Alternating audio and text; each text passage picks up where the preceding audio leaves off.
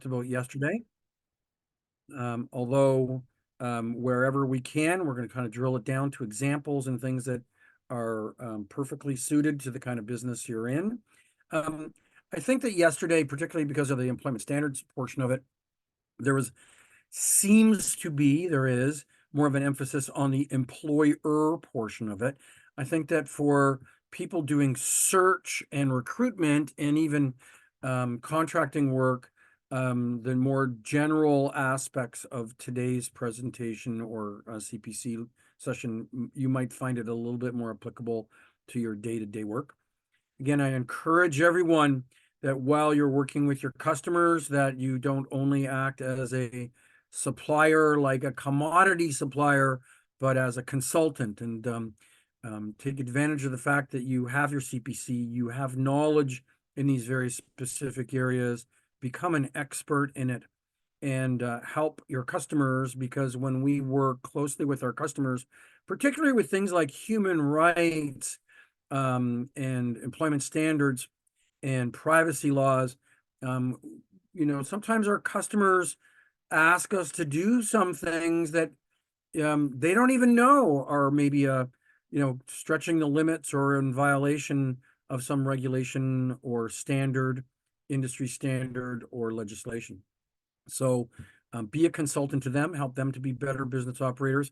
And I guarantee you that from a sales, marketing, and business retention, customer retention standpoint, and employee retention standpoint, that when you use your CPC and the knowledge that you have as a consultant, not just a salesperson or a provider, you make more money, you do better business, you retain more employees, you keep your customers, you grow your business, you attract better, more qualified, higher level coworkers and employees to be other consultants in your company. So take advantage of everything we have here. Also, after you've written your challenge exam, then please make sure that you put the letters CPC beside your name on your email signature and on your business card and everywhere, so everyone knows that they're dealing with a certified personnel consultant. I'm going to take 2 seconds while I click the right buttons to share my screen, and we'll get the presentation started.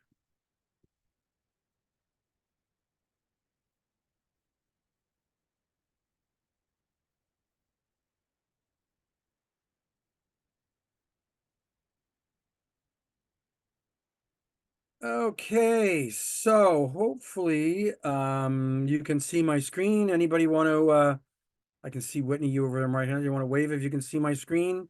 Perfect, awesome. Okay, so again, I want to encourage everyone that if you see anything here, please unmute yourself and interrupt me as we go. Makes it way more interactive and lets me know that you're awake. So I'd appreciate that. And yesterday, as we mentioned, that there are 5 modules currently in the Certified Personnel Consultant module. Yesterday we did staffing, legal aspects. Today's recruitment, which is a little bit more generic. I'll be hosting a session in another couple of weeks, I think, on business practices and ethics. There's a couple of special things in there that I've thrown at the end with respect to things like insurance and other things that often people don't know anything about and should know a little bit more about. So I've added some things to that are not on the exam, but very helpful. Later on this summer, we'll be introducing a schedule to have a new module so that this recruitment and selection module will then become an option, and you can take the sales module or recruitment and selection.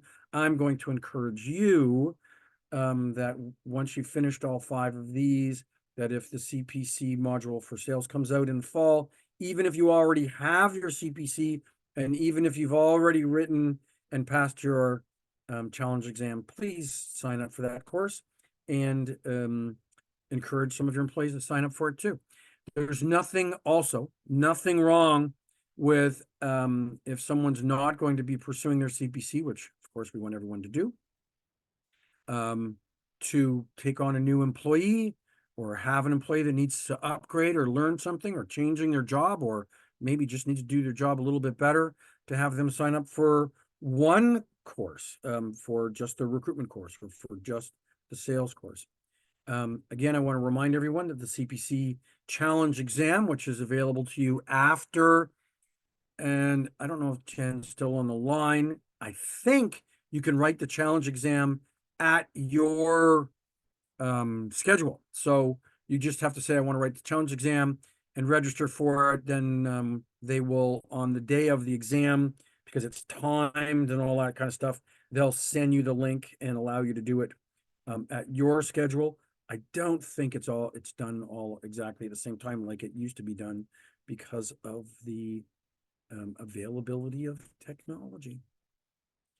So we talked yesterday about the ACSESS mission statement, and so we won't necessarily review that. And we also talked about the importance of the ACSESS Code of Ethics and Standards.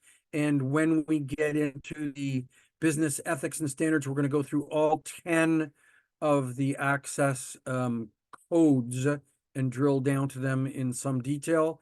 And we're going to go through some examples when we do that in that session. One of the interesting things, a little off topic here, but one of the interesting things about I think I was probably many years ago involved in what was going to be in it. The person who created the slides, incidentally, I thought was kind of interesting, talked about all the bad things that you could do that were unethical, opposed to all the good things that you could do that would be ethical. And maybe, at the end of the day, they boil down to talking about exactly the same thing. But we're going to talk about some of the things in the business practice and ethics that we see in the industry that we can all improve upon. Today, we're going to talk a lot about human rights. We're going to talk about some of the hiring practices and forms of discrimination under human rights. We're going to talk about diversity, equity, and inclusion. And we're going to talk about employment equity, the federal legislation. We'll talk about privacy laws and who has authority over them. Remember yesterday we talked about jurisdictions of federal and provincial jurisdictions over various forms of legislation. So that's going to come into play today. So if I'll be making reference to that today. So if by chance you were not on the session yesterday, that might be a little bit confusing, but I'll try to keep us on track without repeating all the same stuff we talked about yesterday. So now we're going to talk about how this affects us and how we can make a commitment to uphold all these legal aspects of recruitment and selection for the benefit of not only ourselves and our coworkers, but our employers, businesses, our employees, our candidates, our applicants, and our customers. So from a big picture in the recruitment side, we're going to be looking at 4 big areas today. One is human rights laws and acts and some of the principles under human rights. We'll talk about employment equity, which is a piece of federal legislation that will apply to provincially legislated companies that are providing business to the federal government. So this is a little bit different than yesterday. Yesterday, we talked about if it's federal, it's federal, if it's provincial, provincial. But under employment equity, there's actually a provision for contractors to the federal government so that they can help mirror or support their employment equity objectives. So the contractors program, we'll talk about that. We're going to talk about diversity and equity, and we're talking about privacy. So first off with human rights. So human rights describes how we will instinctively expect to be treated. Sorry, my apologies. Hit a button by accident there, guys. The how we instinctively expect to be treated and what we're entitled to as individuals, and it also describes in human rights laws and how it expects us to treat others. So it talks about our rights and it talks about how we should be treating others. So human rights is exactly the same as the employment standards that we talked about the other day. There's the Federal Human Rights Act that kind of describes through the Constitution various aspects of human rights. And then it translates into a piece of federal legislation that applies to all those federally regulated industries, banks, airlines, interprovincial transportation, radio, television, communication, internet, federal government, so on. So there's federal legislation that applies to those industries. And also, there is in each province some sister or cousin legislation that almost mirrors the federal legislation, sometimes using slightly different terminology. Often it differs because in each province, there are sometimes court cases that become landmark cases that the legislatures in each province say, boy, okay, that's now the law of the land. Let's not just leave it sitting there in common law because a court has decided that applies. Let's document it and make it into statute. So they take it to their legislature and they put it into written legislative law and add it to the human rights legislation in their province. So, and then typically what happens then is other provinces see that it happened in the other province and they often come on board. So we see differences from province to province in the terminology and the timing, but they all seem to sort of follow the same path and attempt to address many of the same issues.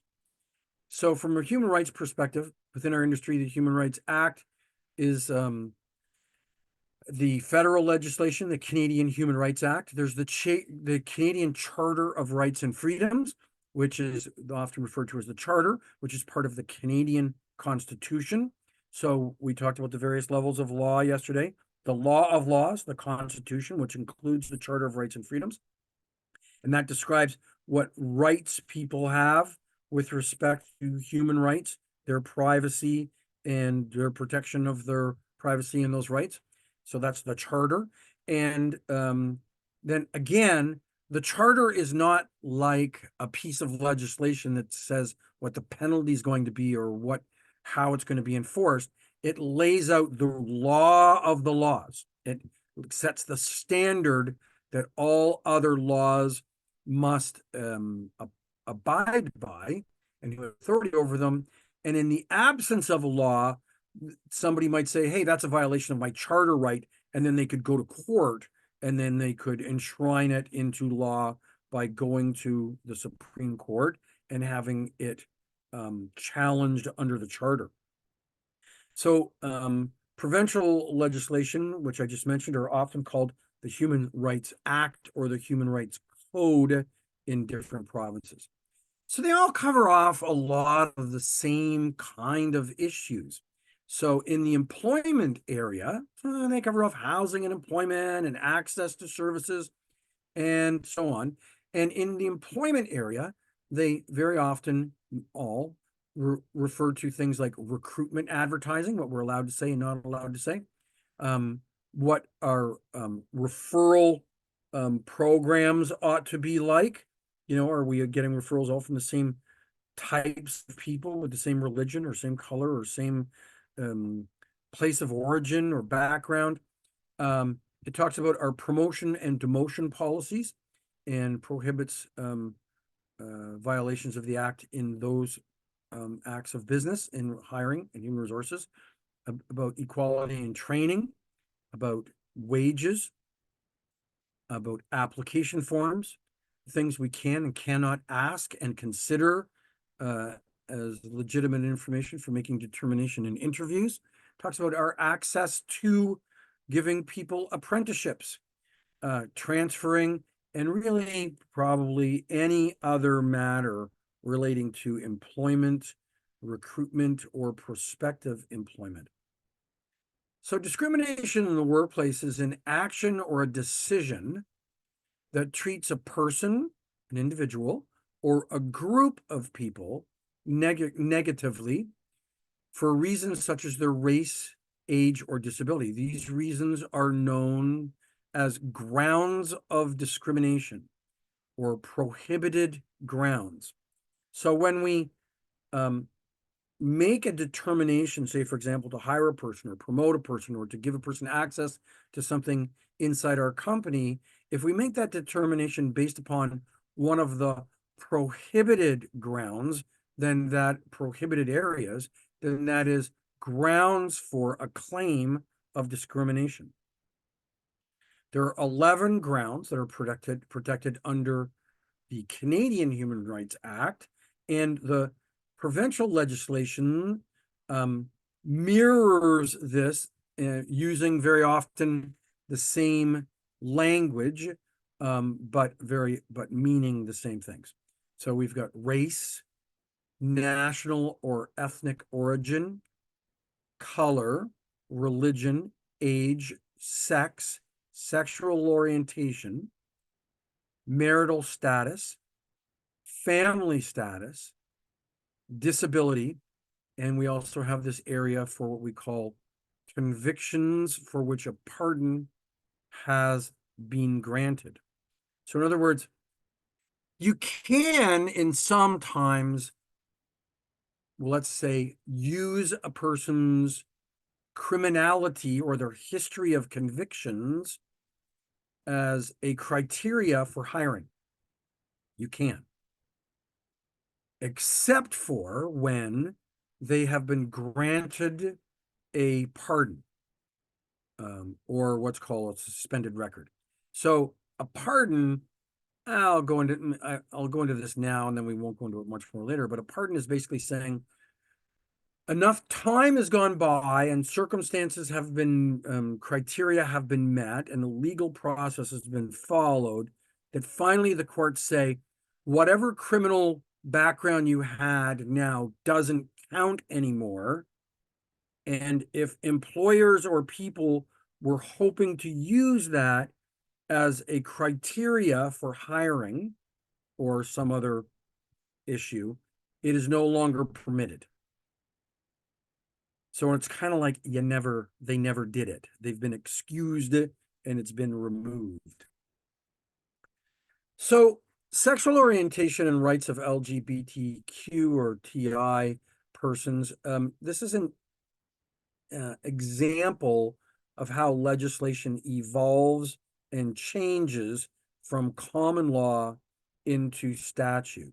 So in Egan versus Canada in 1995, so we're going back 30 years ago, the Supreme Court of Canada held that although sexual orientation is not listed as a grounds for discrimination in the original section 15.1 of the Charter of Rights and Freedoms, so the Charter laid out what were grounds for discrimination, the court decided that it constitutes an equivalent ground, and of which claims of discrimination may be based. So sex, for example, was a grounds for discrimination, and they've decided that sexual orientation no longer could people make decisions on that it kind of fell into that exact same category.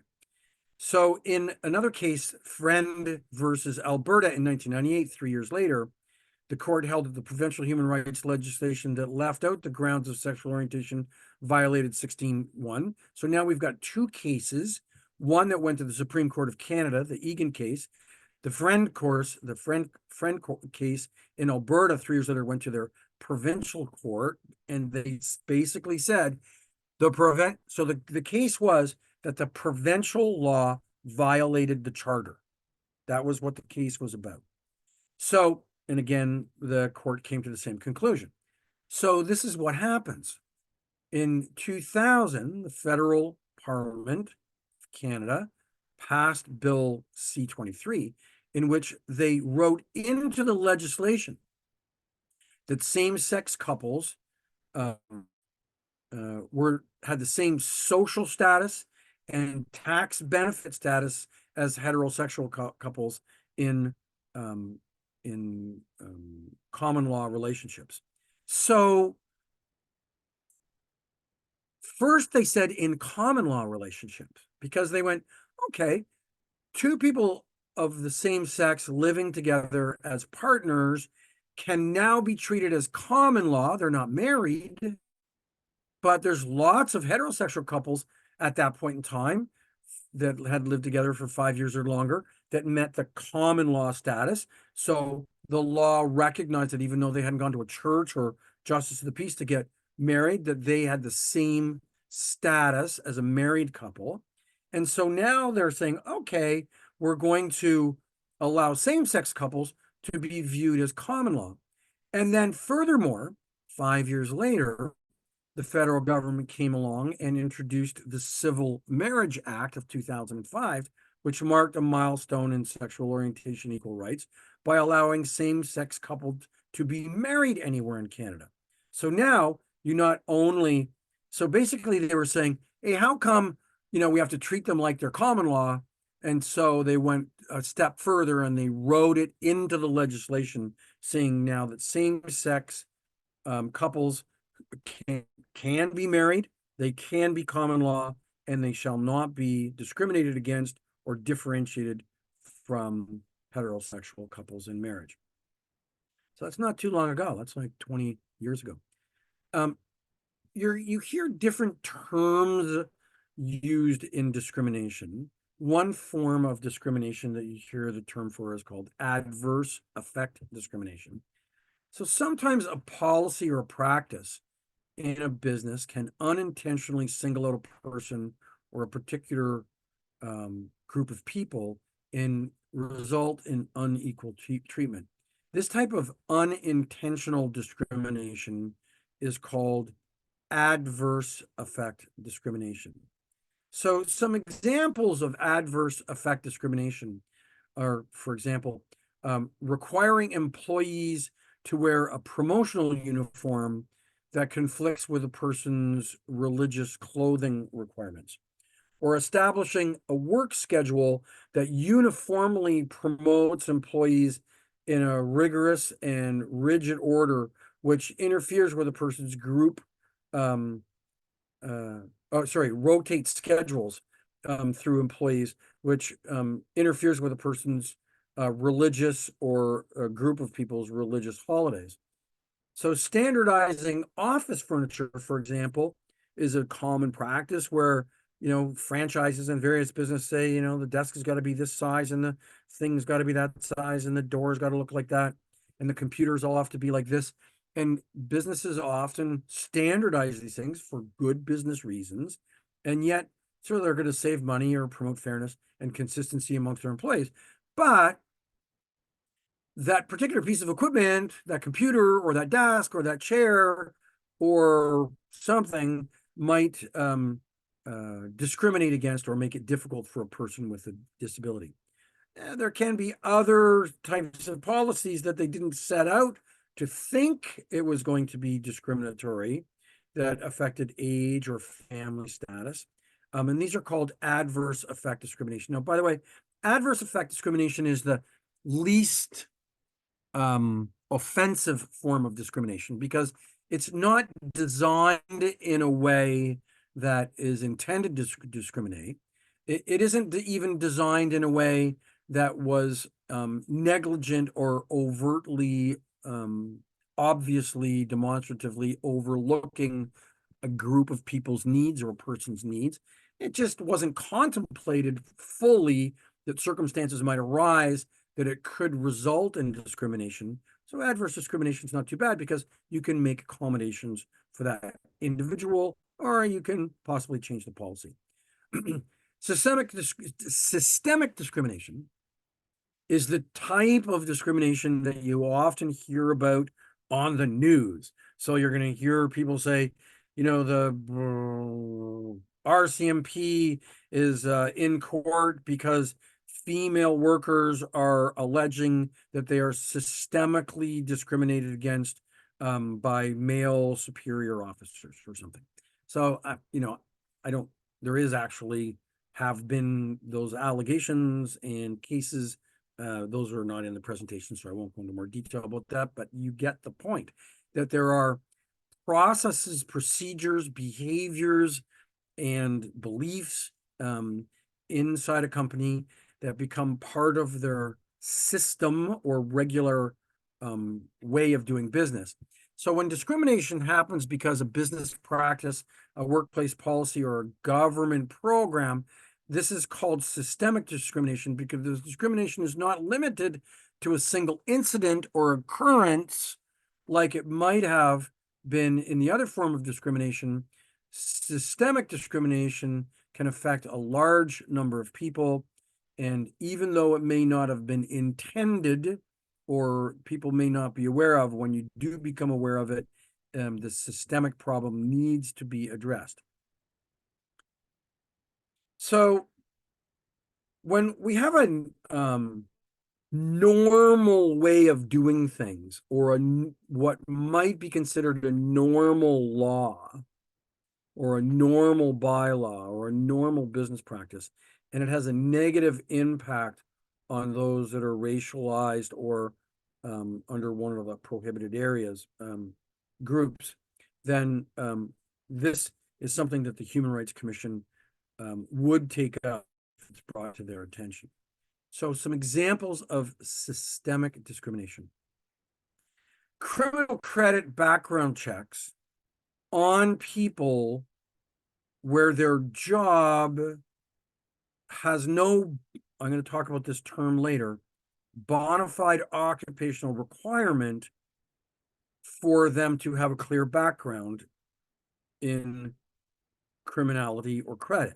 So an example might be a landscaper or a tree pruner who never goes inside people's homes, never has access to bank or personal records, never takes people's credit cards, never does any accounting, finance, or anything at all, never is put in a position of trust to hold things of value, other than maybe the truck and the chainsaw. Having a criminal background check to hire people in those roles would be discriminatory. It's not discriminatory if there's a bona fide occupational requirement. Say, for example, you got to get a job in a bank and you regularly and constantly have access to millions of people's bank records and you have the authority to transact and transfer money, then maybe they want to make sure you're stand-up citizen before they're going to give you those privileges. Recruitment practice such as favoring or limited to word of mouth. So if you only have information that comes from, say, for example, your current employees' referrals or family, and you're not reaching out to the broader community trying to get a representation from the world, that could be considered a systemic discriminatory practice. So only hiring people, say, for example, of one person who all their friends belong to the same church and have the same religion, and you only hire referrals from that one person, that would be considered a systemic discriminatory practice. Hiring the people is not in itself discriminatory, but having a business practice that never considers other people of other religions would be discriminatory.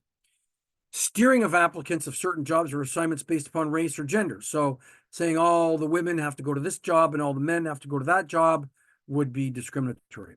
And of course, we do talk about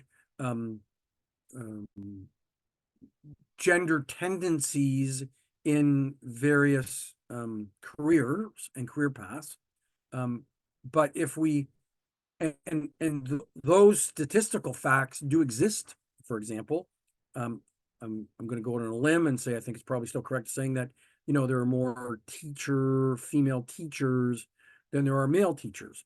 And I don't think that that's because of any discriminatory hiring practice. So we do have some gender bias in the direction that people go with their careers. But if the employer is steering people in those directions, then that would be systemic discrimination. Historically segregated occupations or industries. What does that mean? If there's certain types of jobs that are done mostly by people of a particular religion, and so we only hire people of that religion or of that race, we only hire people from a particular part of the world to do a particular kind of job, and we have something in our hiring practices that kind of moves people that direction or influences our decision, that would be systemic discrimination. Job ads that unintentionally or maybe intentionally use words like young. I don't know if energetic and stamina would pass the test in all cases as being systemically discriminatory. Like, say, for example, you need to have a crowd pleaser, that person that comes on before the entertainment and has to get the crowd up and dancing and clapping their hands and all that kind of stuff before the main talent comes on, to the comedian comes on, or musician comes on, or the wedding starts or something. You probably would say, energetic person capable of leading dance routines and who knows the words to 200 songs. That, like, you might say that, and I don't know, in that case, that would be a bona fide occupational requirement that wouldn't necessarily be discriminatory. But if we were hiring receptionists and salespeople and so on, I don't think energetic might imply young, and that's the point. Recent graduate implies young. Of course, men only, or men or something, or women only would be systemic discrimination. Customer preferences.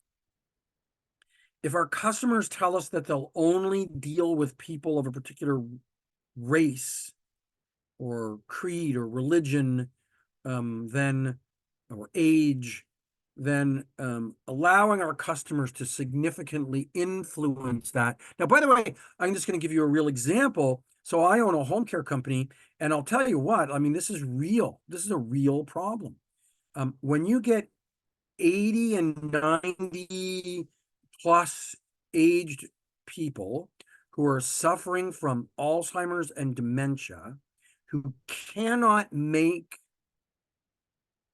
good cognitive, rational decisions, and cannot care for themselves because of their cognitive mental decline, they often either start to exhibit personality traits, behaviors that they didn't have throughout their regular life, or they become unfiltered, where they knew that in their younger,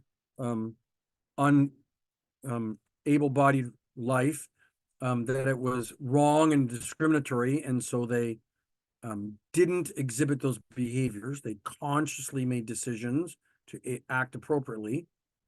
So when you're in the home care business, you look after those people.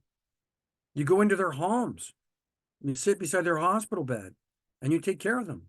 You feed them and care for them and help them dress and stay safe and get their medications. And it's very common for people suffering from those illnesses to exhibit inappropriate behaviors, including discriminatory behaviors. And they tell you, I don't want that nurse or that caregiver, fire them, get them out of here. And the companies have to figure out, how do I deal with and de-escalate this problem without discriminating against my workers? And they're also confronted with the challenge, what should I be exposing my worker to this form of abuse? And so by protecting your worker, by not exposing them to that form of abuse, which we can't control, is also could be perceived as complying with the customer's inappropriate preference.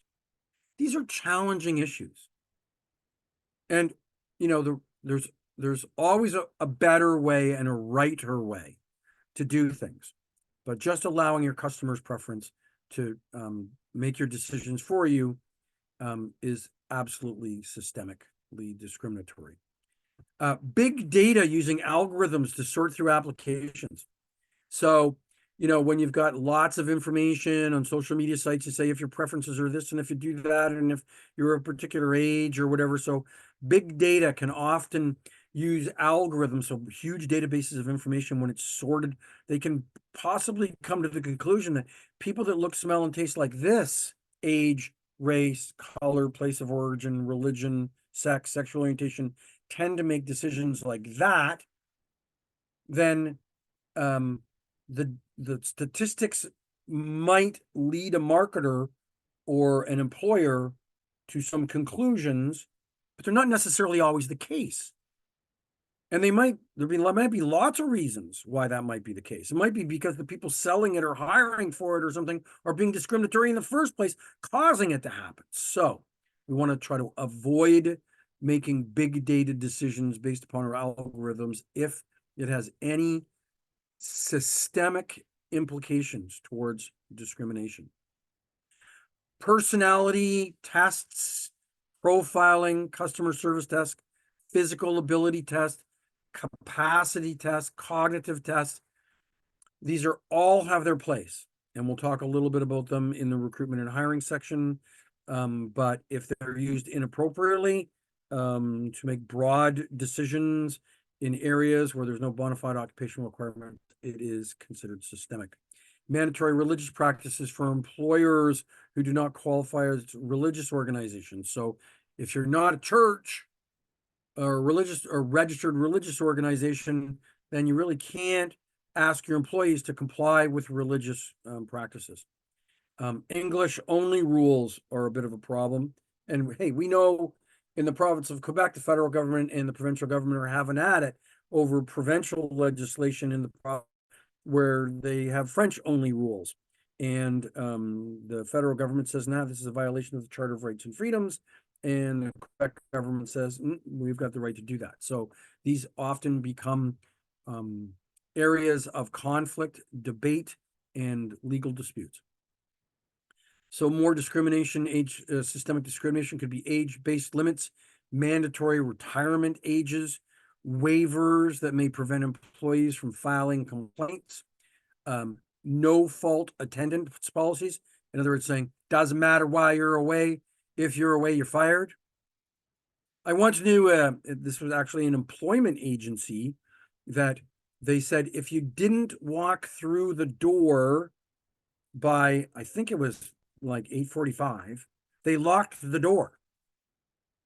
This was back in the 80s, and they had like 150 recruiters working at desks in a massive bullpen. And if you didn't walk through the door at 8:30 in the morning, they locked the door, and you were refused the opportunity to earn income and work that day.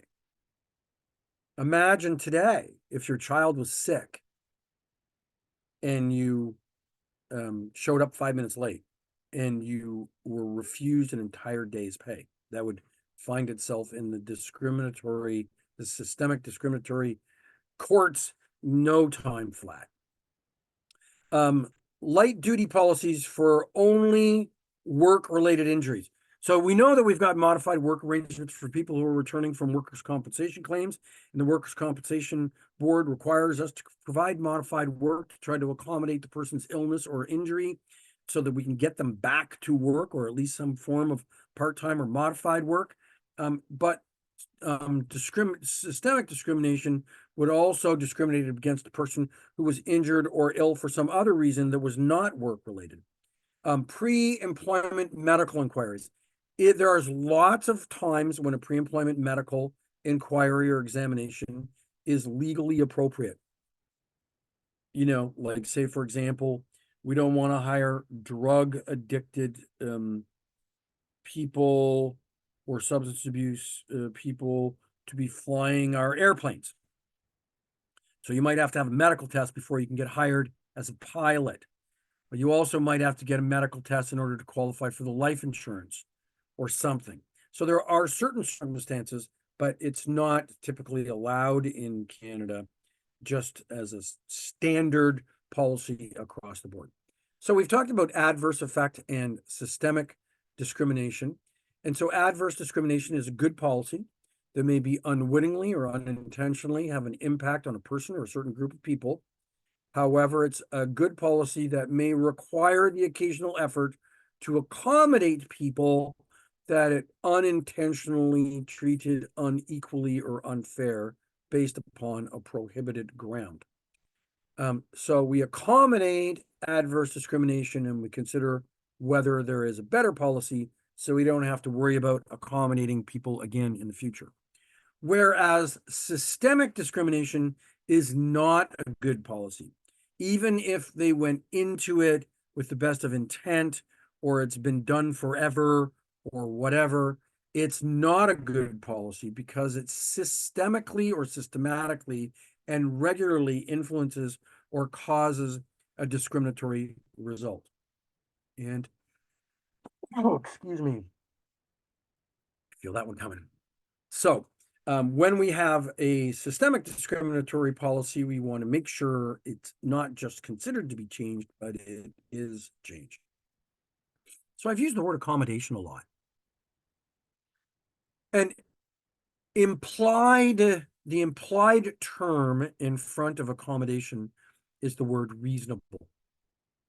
So every time we talk about accommodating an individual, we talk about reasonable accommodation. There's no law that requires a person to unreasonably accommodate a person. And I'll talk to you a little bit about reasonable and unreasonable in a moment. But a reasonable accommodation is an adjustment made to a system or process or equipment or furniture or rules to accommodate or make fair the same system for an individual based upon a proven need. So if a person has a disability, for example, accommodations can be, for example, can be religious, they can be around academics, they can be around employment related or often mandatory by law. So some examples of reasonable accommodation are things like we're recruiting and we're running ads in the local newspaper, but people who live in the Aboriginal community don't read the local newspaper generally.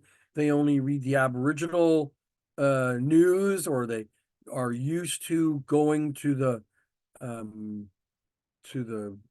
community center and seeing postings there, or going to a job counselor at the community center. They might have different customs and practices. And so recruitment in Aboriginal communities and different methods of communities would therefore then remove the systemic exclusion of people making applications from Aboriginal communities. Job advertisements in a Chinese language newspaper. So if we are constantly advertising in only English speaking newspapers, and we never have anybody of a different language apply to us, then maybe putting our advertisements in different places will spread the love around and we'll get a broader base of. So the policy of, if it's a policy of only putting it on Indeed, for example, then we could be accused of systemic discrimination. I'm not so sure whether putting things on the internet nowadays would be considered systemic discrimination. And these examples really are better for examples when there was lots of paper advertising. Apprenticeship programs directed towards people with disabilities or older workers. So if our apprenticeship programs, isn't there a movie called The Apprentice? And the whole notion of that is that a female-owned business was traditionally only bringing in recent graduates and young people into the apprentice program until eventually they hired a retired executive, into the role. And the whole point of that movie is that that particular apprentice brought a lot of value to the business. So if our apprentice programs are designed specifically only to hire students or in recent graduates, then we are discriminating based upon age. And so we've got a systemic policy that discriminates on age. Installing software features or keyboard equipment to accommodate people with visual impairment. So if we say our policy is to only use this Dell laptop computer, everybody has to use this, and this is the software you must use, and it doesn't have other accommodating tools to it than people with visual impairments or arthritis or something, would be systemically discriminated against. Change the schedule to accommodate a religious practice. So we're going to give you exact examples of that as we go along here today. And the exact example will be about the janitor who was a particular religion who was asked to work on Friday nights. We also used the term, I have used the term a few times, bona fide, a Latin term that I've heard people say bona fide, but I think generally it's bona fide occupational requirement. And in the US, they call it a BFOQ, a bona fide occupational qualification. In Canada, we talk about a bona fide occupational requirement, but the two terms are exactly the same, meaning exactly the same thing and interchangeable. And it's a quality or an attribute that employers are allowed to consider. So in other words, if it falls under the areas of prohibited grounds, age, race, sex, sexual orientation, place of origin, religion, etc., the 11 prohibited grounds, if it, but there might be something about the job that says only a certain person can do that. So, you may be a church and you're hiring a priest, and it's a Catholic church hiring a priest. And so I think it would be safe to say only graduates from, Catholic priests from I don't even know what degree a Catholic priest has. So, only qualified Catholic priests may apply. And so in that particular, which would be no different saying only qualified engineers would apply for an engineering job. It becomes a qualification for the job. So it's possible. And, I want to say, for example, I've used this example before. It's a silly, stupid one that would never happen. But say, for example, we've got a historical prison. This is true. The Don jail on the east end of Toronto is like a 150-year-old prison, and it's now been modified into a hospital and a long-term care facility, or a rehab center, actually. And they still have all the original stuff there, and it becomes part of the heritage building. You can go for tours of the old prison. And when I went for a tour there a few years ago, I found out that where they had these cells that the prisoners used to be locked in, and these 2-foot thick stone walls. They also went down in order to get to those cells or get out of the cell area. You went down, gotta remember this is like 200 years old.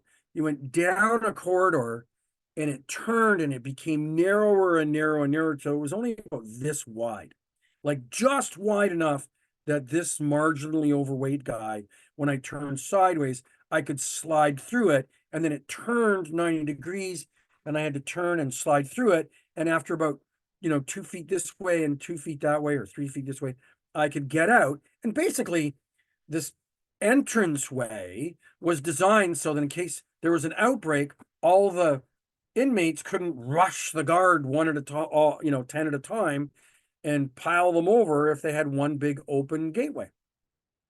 So if you're going to give tours of that area, I guess you'd have to say people who are thin enough to fit through that narrow space need only apply. Because you couldn't give a tour in that area. Now, a reasonable accommodation would be to give larger people a job doing something else that didn't require them to go through that space, to consider a customer service role or a tour of a different part of the prison, but not go through that particular space. Or tell people, hey, go through and I'll meet you back here. Come on back in a minute. Change your policy. But if there was no getting, so it might be a stupid example, but if there was no getting around it through a reasonable accommodation, like the priest example, we're not going to hire a non-Catholic person to be a priest in a Catholic church. We can take a prohibited ground and make it a bona fide requirement, a real requirement.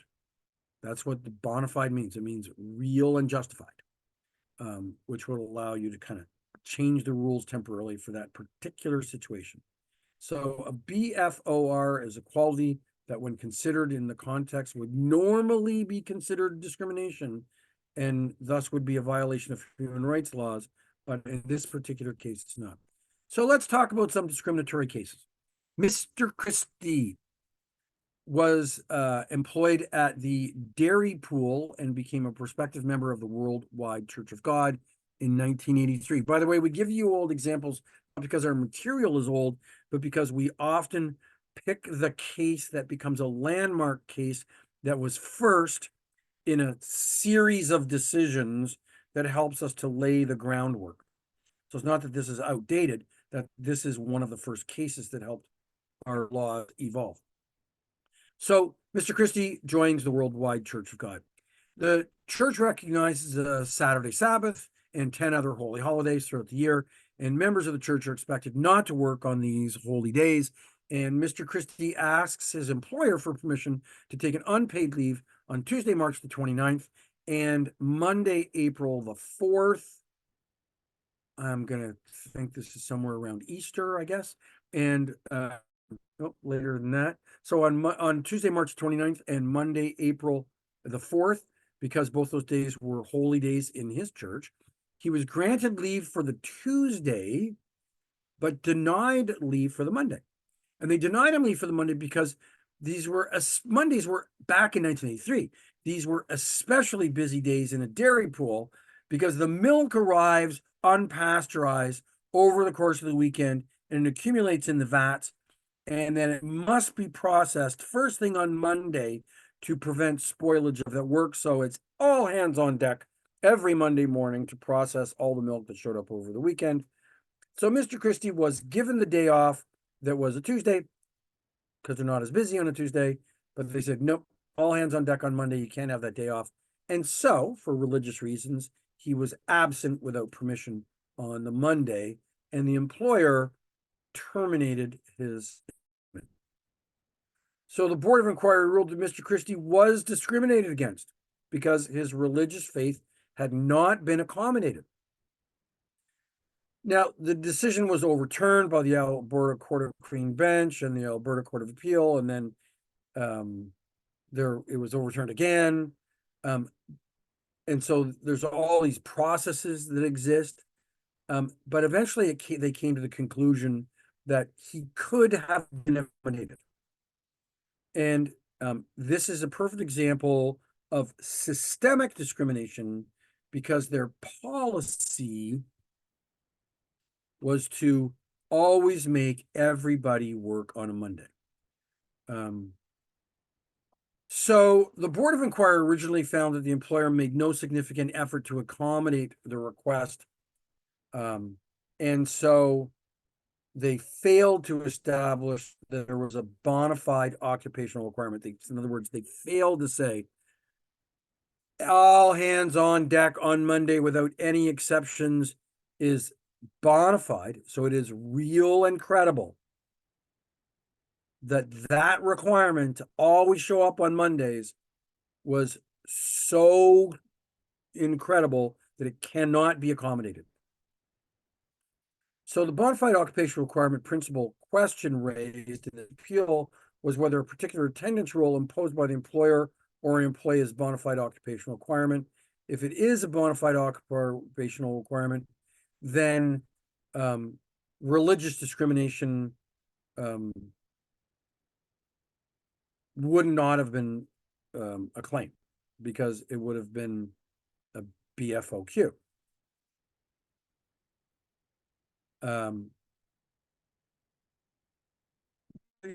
The issue really here is the two issues are, is it a bona fide occupational requirement? And the answer is probably not. Business is not going to necessarily fail if one person doesn't show up on Mondays, or at least one or two Mondays out of the year.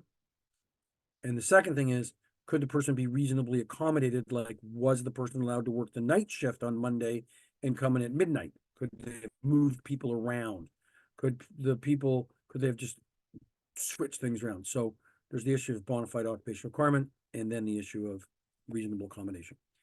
In the case of CNR, the Canadian National Railway versus the Canada Human Rights Commission, in 1985, so again, we go back to precedent setting, the Supreme Court of Canada decided that the requirement of wearing a hard hat is not a bona fide occupational requirement in this particular circumstance and amounts to discrimination on the basis of religion, which entailed a Sikh worker to continue his employment without having to wear his hard hat. So what they concluded in this particular case that There was no, it was a maintenance electrician who was told, wear your hard hat or else.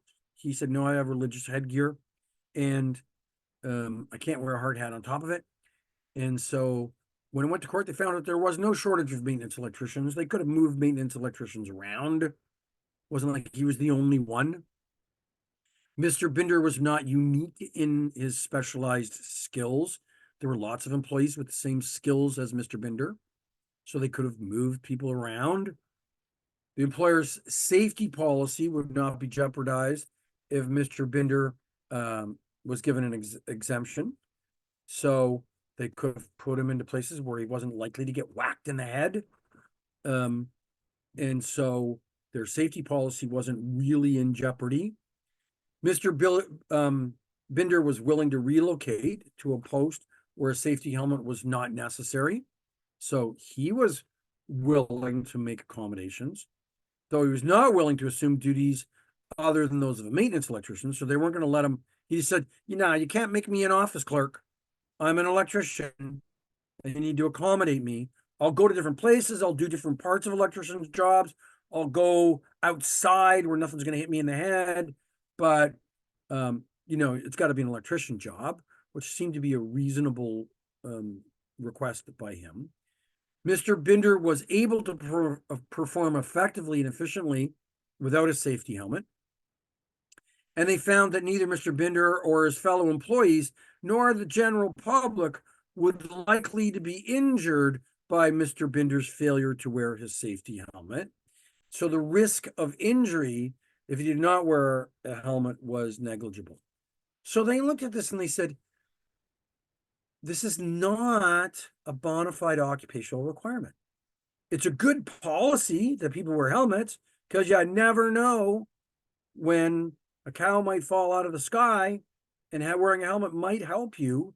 And this job, you are likely to be more inclined to get hit in the head than if not. And we can't really explain why some people should wear a helmet and other people don't. So let's be fair, and everybody wears a helmet. We don't want to be supervising every circumstance and having to make decisions on the spot. So let's wear a helmet. But Mr. Binder has got a religious request that is reasonable and can be reasonably accommodated. So let's do the multiple choice questions. Which of the following is not a discriminatory practice? Denying someone goods or services, facilities, or accommodation based upon a prohibited ground. Of course, that's discriminatory. Denying an employment opportunity based upon a bona fide occupational requirement. That's not discriminatory. It's a bona fide occupational requirement. You must be able to lift 20 pounds. You must be able to you must be able to see well enough to drive a car. Okay, so to drive a piece of equipment. So denying a person employment opportunity based upon it's a bona fide, so it's a real and justifiable occupational requirement. Paying men and women differently when they're doing work of the same value. No, I don't. That tricky wording. I'm going to go back. Tricky wording. There's no issue about in human rights about paying people for work of the same value. Because you might say, getting your hair cut has the same value as getting your toenails trimmed. They're both $30. Has the same value. It's not the same job. It's not the same skills. It's not the same place. So we went through this the other day, when a job is performed by men and women at the same place, doing the same thing, measured by the same criteria, with the same qualifications requirements, with the same seniority, we went through the requirements for all that, then it would be discriminatory to pay people differently doing the same. But as soon as you have something different, then differences can be justified. So the word value there, if it just said paying men and women differently when they're doing exactly the same work, that would be discriminatory. Doing work, let's put the word different work of the same value, that's not discriminatory. Retaliating against the person who has filed a complaint for the commission or against someone who has filed a complaint for them. This is what we referred to as yesterday, a reprisal. So when someone retaliates against someone who's trying to enforce their rights, it's a reprisal. That's a form of discrimination. Harassing someone is a form of discrimination. Western School District case study number 3.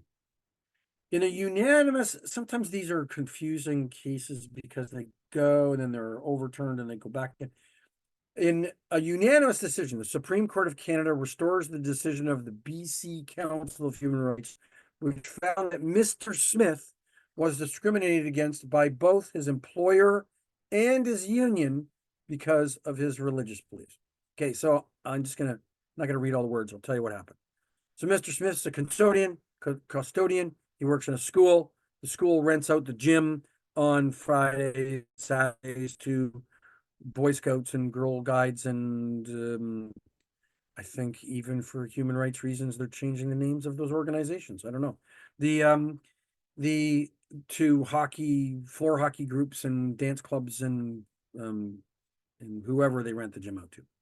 It's the policy of the school board that there's always an attendant on premise when people are renting the school gym out or classrooms out. And it's always a custodian. Custodian obviously unlocks the door, makes sure everything's safe, and he's there for a bunch of reasons. And this particular custodian is his religion, Seventh-day Adventist, doesn't allow him to work from sundown on Friday until sundown on Saturday. So he refuses to work on those days, and eventually they terminate him, or they threaten to terminate him. He goes to court, and they found that for all the same reasons as the individual with respect to the CP case and the hard hat, lots of custodians, lots of people wanting extra work, lots of people with his qualifications through the school board who are qualified to come in there on Friday night and watch the school. All they needed to do was post it. Could have used their union seniority, and the person who was available with the next level of seniority would have the right to choose that job. And so they found that it was not a bona fide occupational requirement, and also that they failed to accommodate him. Another case of systemic discrimination in, oh boy, Hockey Canada. I think we should probably even do some more research and find out where the heck Hockey Canada's gone. Boy, Hockey Canada's been in a lot of trouble in recent years with respect to all kinds of issues around players offending other people while on Hockey Canada tournaments, about coaches sexually harassing players, about dressing rooms and accommodating people of different genders and transgender. Boy, Hockey Canada just, either can't seem to get it right, or they seem to be the in the spotlight anyways for anything that could go wrong. But we should probably find some more cases for Hockey Canada. Hockey Canada agreed to make changes to protect young players in Ontario from discrimination and harassment based upon a player's transgender status. These changes resolved around human rights application filed after facing difficulties at this local arena. So a resolution was made, and this was done through the Resolution Commission hearings, and they said that they would provide training, Hockey Canada, they would provide training to all of its Ontario-based trainers and coaches on gender identity and gender expression, including training on discrimination and on harassment. And they would amend its co-ed dressing room policy, which will be publicly posted on the website of the Ontario branches of Hockey Canada to include that.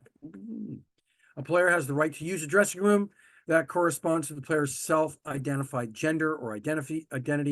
A player shall be addressed by the player's preferred name and referred to by pronouns corresponding to the player's self-identity, gender identity. The player is entitled to privacy and confidentiality with respect to the player's trans status, and information about amended policies accessible to staff volunteers will be available throughout Ontario. So, here's a topical issue, right? We've got all kinds of issues where transgender athletes are there's concerns about using the same dressing rooms, about using the same rules, about being allowed to play in the same leagues. And this was one of the decisions that was been made by Hockey Canada in the Ontario region with respect to this issue. The important thing to note from this is not the decision, because I'm not going to tell you that I know where this is going, how far it will evolve and improve, or how clear or unclear it will get or become in the future, because it seems to be moving and we're all learning and adapting as the courts make decisions and as people identify the issues arising from this. So I'm not really sure where it's going to go, but the important thing to know is that it's an issue. Don't assume that you know the answer to the issue. Let's not assume that our previous beliefs and opinions and efforts to be non-discriminatory are the right ones today. There's change afoot, and we need to do our research and find out, where we stand today and what's the appropriate behavior as an employer. And then the second thing to learn from this is that very often the resolution is found with organizations that did not have malice intent to be training. So you'll hear a lot about, I've got a friend who's a senior manager in the city of Toronto, for the city of Toronto, and he's got a pretty small team of highly specialized people in his department. And he said his biggest fear is that somebody will act in a way towards a citizen on the phone or make a decision about something based upon what they thought was right with respect to gender fluidity and identity over the phone, in writing, or in a policy decision that they thought was right 2 and 5 years ago and is not right today, because the resolution is that worker is sent for more training, which will take them out of their job for a week or 3 or 5 days, which his department can't afford. So he's vigilant to make sure that everyone in his department is constantly receiving this trickle of information, so they're always evolving and learning to stay on top of things so they don't make a mistake that will be costly. And the Human Rights Commission, in particular, in Ontario, and I think some of the decisions in Quebec, and that I've also seen in Nova Scotia and New Brunswick, have been heavily loaded around what almost feels like punitive training. So somebody does something discriminatory, which maybe deserves to be punished. But they end up, say, for example, implementing $100,000 worth of training and orientation to meet the requirements of the order, whereas the fine might have only been $10,000. And so there tends to be a heavy preference towards fixing the problem for the future than just penalizing people for their actions of the past. It's a great philosophy, because if the whole intent here is to change people's behaviors so that we eliminate future inappropriate behaviors, that's the right way to go. So keep in mind that when there are violations of human rights policy, the tendency may be toward training and learning and orientation, and obviously a change in policy and practices. Okay, so let's test our knowledge. A policy provides benefits to some married couples, but not to other couples or to others. This may be a case of discrimination based upon family status. I gotta move something on my screen here that's blocking my screen. A person is denied a job because of previous conviction for which a pardon has been granted. So that's the prohibited grounds of pardon conviction. Number 3, an employee has a reaction to dust and chemicals at work and needs, take 2 days off. The employee needs the company to address for the WSIB, so in Ontario, it's called Workplace Safety Insurance Board.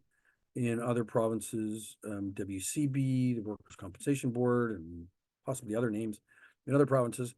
For workers' compensation, forms need to be filled out by her doctor, but her supervisor refuses to give the forms to her, and so she can't get workers' compensation. She's told there's no place at this workplace, at this company, because they don't want her filing any workers' compensation safety insurance board claims, because the company will have that go on the record. So this particular company's solution to this problem was don't tell anybody. Well, that would be discrimination based upon disability. A female employee with an excellent performance record announces that she is pregnant. And then immediately following, her employer begins to identify performance issues that led to her dismissal.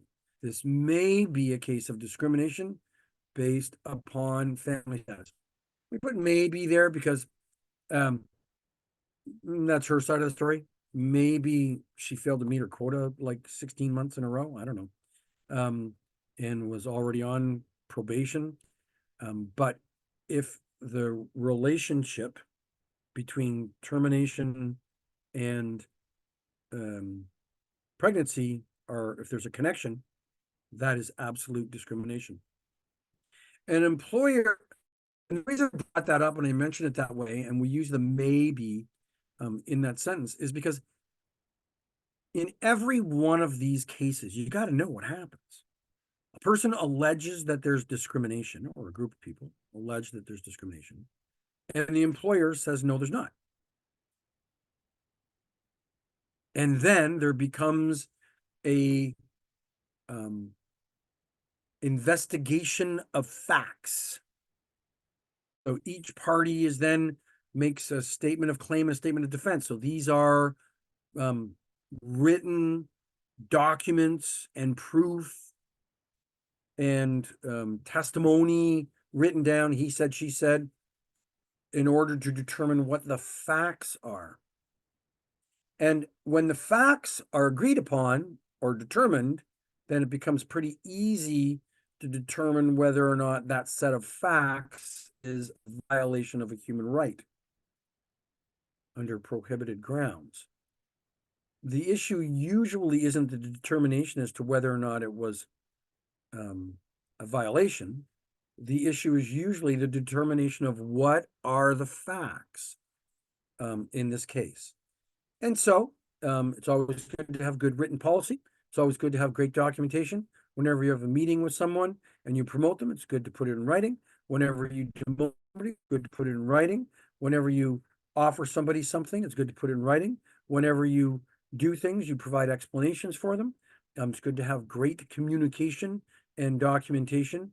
And very often, when there are issues of discrimination, it becomes apparent pretty quickly, and people in good faith fix it. And if people are making an allegation in poor faith, usually if there's enough documentation to prove the facts, the allegation is made and doesn't find its way. So an employer assigns an employee to weekend shifts without, number 5. An employer assigns her employees to weekend shifts without recognizing that some employees observe the Sabbath and cannot work on those days. This may be a case of discrimination based upon religion. And an employer's physical fitness requirements are based upon the capabilities of an average 25-year-old instead of being based upon the actual requirements for the job. I don't know what the physical requirements of an average 25-year-old are. I suppose I don't know, they can run longer or climb higher or drink more. I'm not sure. But clearly this may be a case of discrimination based upon grounds of age. So I don't know if that's a great example because I don't know what the capabilities of an average 25-year-old are, but because they're obviously fast and slow and strong and weak 25-year-olds. But we hear about things all the time. You know, what's for example, I think I might have this wrong. I think it's illegal against the Employment Standards Act and the Human Rights Act in Ontario to require that a person can regularly lift more than 40 pounds.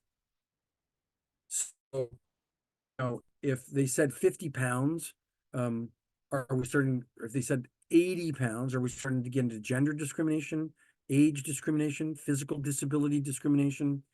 So when you start to get into some of these requirements for, the fireman's carry, can you carry a person up the stairs over your shoulder and back down again in smoky conditions with all your equipment on and get it done within a certain period of time? Is that an appropriate test, or can we really accommodate people that don't have that physical strength by getting them to work in the truck or to hold the ladder opposed to climb the ladder and carry people down on their shoulders? So these are all issues of accommodation and reasonable accommodation and bona fide occupation requirement. Is harassment a form of discrimination? Harassment is harassment, and it's covered under the same area as discrimination. So we do say that harassment is a form of discrimination. It and if it's harassment based upon a prohibited ground, then it absolutely is discrimination. It involves any unwanted physical or verbal behavior that offends or humiliates a person. Generally, harassment is a behavior that persists over time and with a series of incidents, but it can be one incident if that one incident has lasting impact on the individual. So, a serious one-time incident, publicly humiliating a person on stage, in front of like all the employees, that would be considered a serious one-time incident. Generally, harassment requires persistent behavior. So if a person makes an inappropriate comment that offends someone, it's not yet harassment legally. It's harassing. It's not legally considered harassment unless it becomes a persistent and regular recurring behavior. So, for example, in that particular case, the employee would be required or would hope they would say, "Excuse me, that type of behavior, those types of comments, I find them offensive and they're harassing. And I request that you stop doing that. And then we find a different way to communicate. And if the person continues to do it, then it's absolutely harassment. If they agree upon a new way to deal with, say, for example, a person's not performing their job well, and the supervisor tells them, you're not doing your job well, but does it in a manner that is offensive and humiliates the person, and particularly if they make comments or suggestions that have to do with sex, sexual orientation, race, age, place of origin, religion, so on, then disability, then it's absolutely harassment. So harassment occurs when someone makes unwelcome remarks or jokes about race, religion, sex, so on. Those are all grounds for discrimination. If they threaten or intimidate a person, if they make unwelcome physical contact with a person, such as touching, patting, pinching, or punching, which can be considered assault. Harassment can occur at work and out of work. So harassment is one of those things where, if you guys live in the same street, if people live in the same street, shop in the same shopping mall, eat in the same restaurant. If that behavior occurs outside of work, it can still be considered harassment for the purposes of a work-related complaint. A complaint of harassment from a legal perspective usually has to be filed within 12 months of the last alleged event leading to the complaint. So in other words, it could have lasted for 3 years and then kind of stopped and then, or stopped.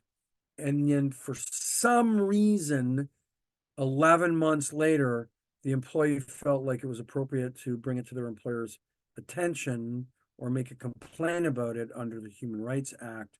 They would have up to 12 months from the last event, not from the first time that it happened or sometime in the middle.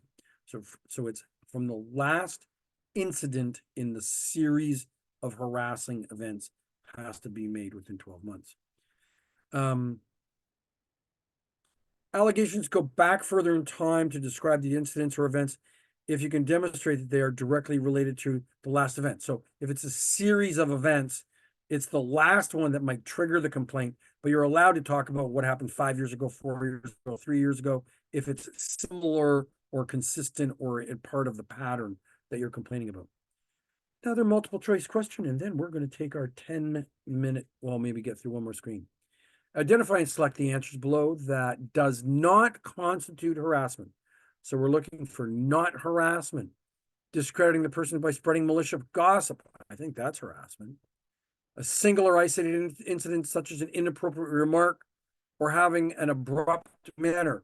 That is not harassment because it's a single incident, and this description doesn't seem to make it sound as though that it's so significant that it rises to the level of being equal to a pattern of behavior.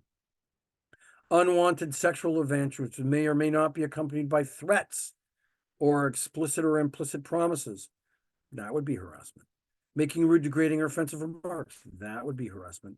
Friendly gestures among coworkers, such as a pat on the back, that would not be harassment. However, if a person said, hey, look, I know that we always do the big group hug thing around here, but I don't particularly want to do the group hug thing, and I don't want to be made fun of or pointed out that I don't do the group hug thing here. I just don't, for whatever reason.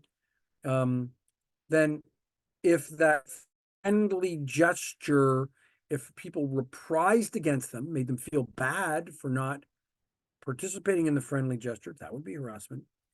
If you continued to do it after they asked, that would be harassment. But just the friendly gesture itself, hey man, like touch on the shoulder with a high five, kind of, somebody went, hey, that hurt. So, oh, geez, I'm sorry. I didn't mean to do that. I meant it to be a term of endearment or empowerment. I didn't mean to hurt you. I apologize. That's not harassment. That's a mistake. Friendly gestures made among, we talked about that. Isolating the person by no longer talking to him or her, denying them or ignoring them, their presence, distancing them from others, that would be harassment. So it says that B and E are not harassments. A single isolated incident and a friendly gesture, not harassment. B and E. We're doing for time. We have 2 more minutes. Okay, so we're going to deal with quid pro quo. Then we'll take our 10-minute break. So quid pro quo is another Latin statement that means basically this for that. I'll give you something for something in exchange. It is often used when talking about a barter system, quid pro quo. So a person's going to offer free legal advice in exchange for the company to come in and fix their computers, quid pro quo. I'll cut your hair, you cut my grass, quid pro quo. In this context, it's used when it's used in the form of human rights. It usually is referring to sexual or gender harassment. So It means something for something. It occurs in the workplace when a manager or other person of authority offers or merely hints or suggests that he or she will give the employee something, a raise, a promotion, a weekend off, better hours, something in return for the employee's satisfaction of a sexual demand or other type of similar demand or expectation. Changing work standards after employee consistently refuses repeated requests for dates. So, by the way, it's not considered a violation of human rights for a employee to ask another employee out on a date. My goodness, if that was the case, then half the people in the world probably wouldn't be in relationships or married. I mean, there's, um, in my parents' day, you met people at school and at work almost always, and so asking a person out on a date is not sexual harassment. Persistently asking a person, making them feel uncomfortable, who said no, and continue to ask them, that's harassing. And so it has to be a pattern of behavior, but a quid pro quo doesn't need to be a pattern of behavior. Anything that suggests give me this for that, and that is inappropriate, or this is inappropriate, then that would be considered a violation of human rights under the quid pro quo suggestion. A job applicant may also be the subject of this kind of harassment if the hiring decision was based upon the acceptance or rejection of sexual advancements. Hey, how would you like to go out with me on Friday night and we'll talk about the jobs more? That will be a violation of human rights. So, a summary of the Human Rights Act. The act in itself states it is the principle that all individuals in Canada should have an equal opportunity to make for themselves the lives they are able and wish to have, and to have their needs accommodated. The act is meant to promote this equality by prohibiting discriminatory practices based upon specific attributes such as race, ethnicity, etc., the 11 prohibited grounds of discrimination, which may hinder or prevent a person's opportunity for making that life for themselves in an equal and fair way. Okay, before we move on to diversity, equity, and employment, it is now exactly 2:31, so we'll be back here at 2:41. A reminder, please stay online. You can mute your mic, turn off your cameras, but please try not to disconnect and reconnect. Sometimes that creates a little bit of an issue. We'll see you back here in 10 minutes.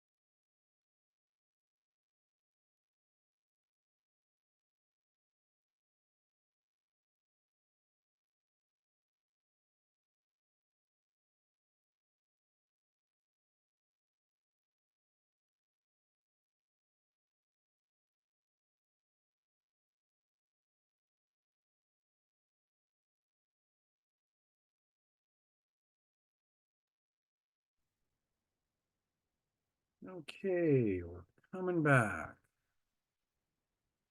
Okay, hopefully most people are returning to their desks. Want to just take this opportunity on our break time to ask if anybody, that's the end of the human rights portion, although the same themes kind of carry forward. Number one, can you hear me? Yes. Yes. Good. Number two, does anyone have any questions about anything that I expressed in a confusing fashion in the earlier part before we start our next section? Okay, that either means we did a good job or we fell asleep and we have no idea what we just talked about. I'll go with the good job part for my own benefit. Okay, so we're going to talk about some of the principles of diversity, equity, and employment equity and inclusion. And we'll kind of move forward through a bunch of related topics. The first one is the Employment Equity Act, which is federal legislation. So there is no Employment Equity Act, provincial Employment Equity Act, that is similar to the federal Employment Equity Act in the provinces that I'm aware of.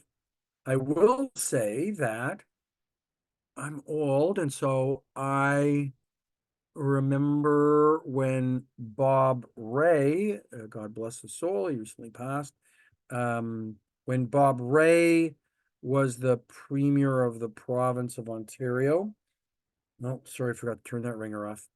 Was the premier of the province of Ontario. They introduced something similar. It was Ontario Employment Equity. And that was legislation that attempted to deal with the issue of value. So we talked earlier on about jobs of equal value. So it attempted to say, hey, if there's jobs that are predominantly female, we have to come up with a mechanism to give it a score of value, some kind of point system.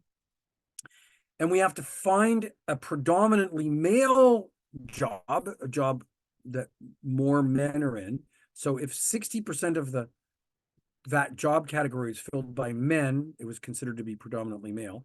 If 60% of the job category was filled by women, it was considered predominantly female. Then we were supposed to, if the legislation had continued, give every job a point scale of value, and they gave you a whole bunch of criteria about how you measured value, which had to do with working conditions and locations and hours of work and education required to do the job and skill to do the job and how much it produced in terms of profitability or cost savings. And we had to create a value. And then if that legislation had continued forward, we would have had to then pay people of jobs of equal value the equal amounts. Oh, what a nightmare. We literally wrote like 100-page access training module and guide for people to implement an employment equity program. And then the NDP were unelected, lost an election, and that legislation was repealed by the next government before it came into effect. So that employment equity kind of followed, that failed employment equity attempt kind of failed to legislate what we often think of when we hear the words equity in employment. We often, in a more colloquial sense, think of equity means the same. And it's not supposed to mean the same. The Employment Equity Act is very different. The Employment Equity Act really is a proactive, it has nothing to do with pay.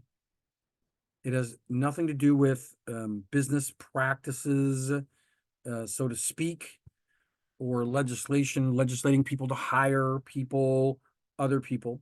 It is designed to assist the underrepresentation of the 4 designated groups for women, people with disabilities, Aboriginal people, and visible minorities. And the whole intent is that they hope and want this program to help federally regulated employers have a mixture of employees on a percentage basis in their organizations that are similar to the same mixture of this group of people in the community of which they work.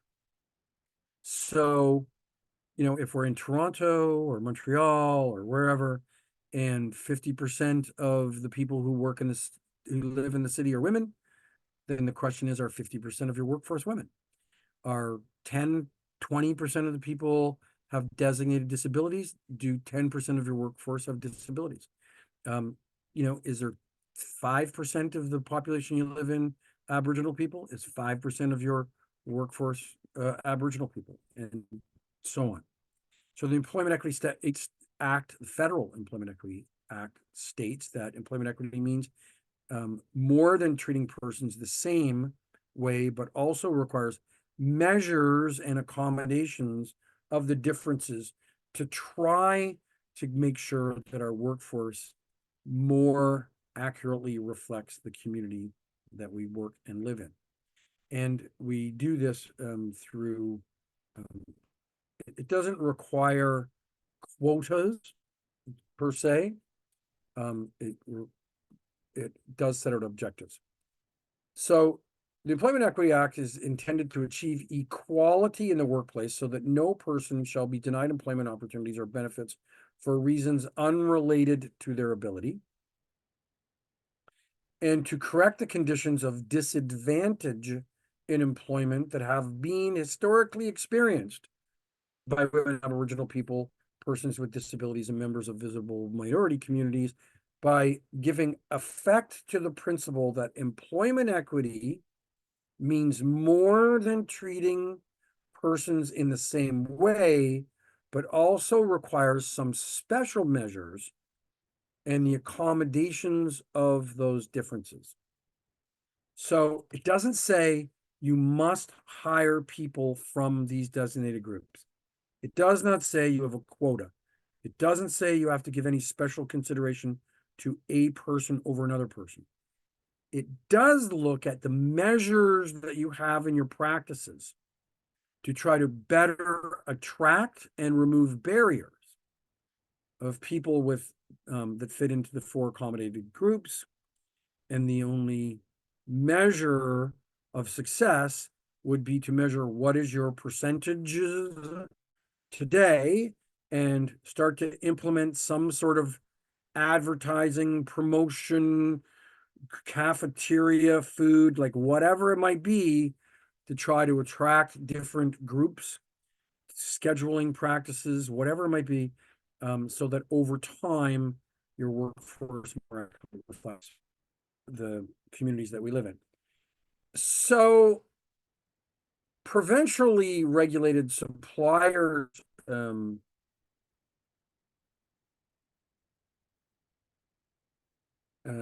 wording's confusing.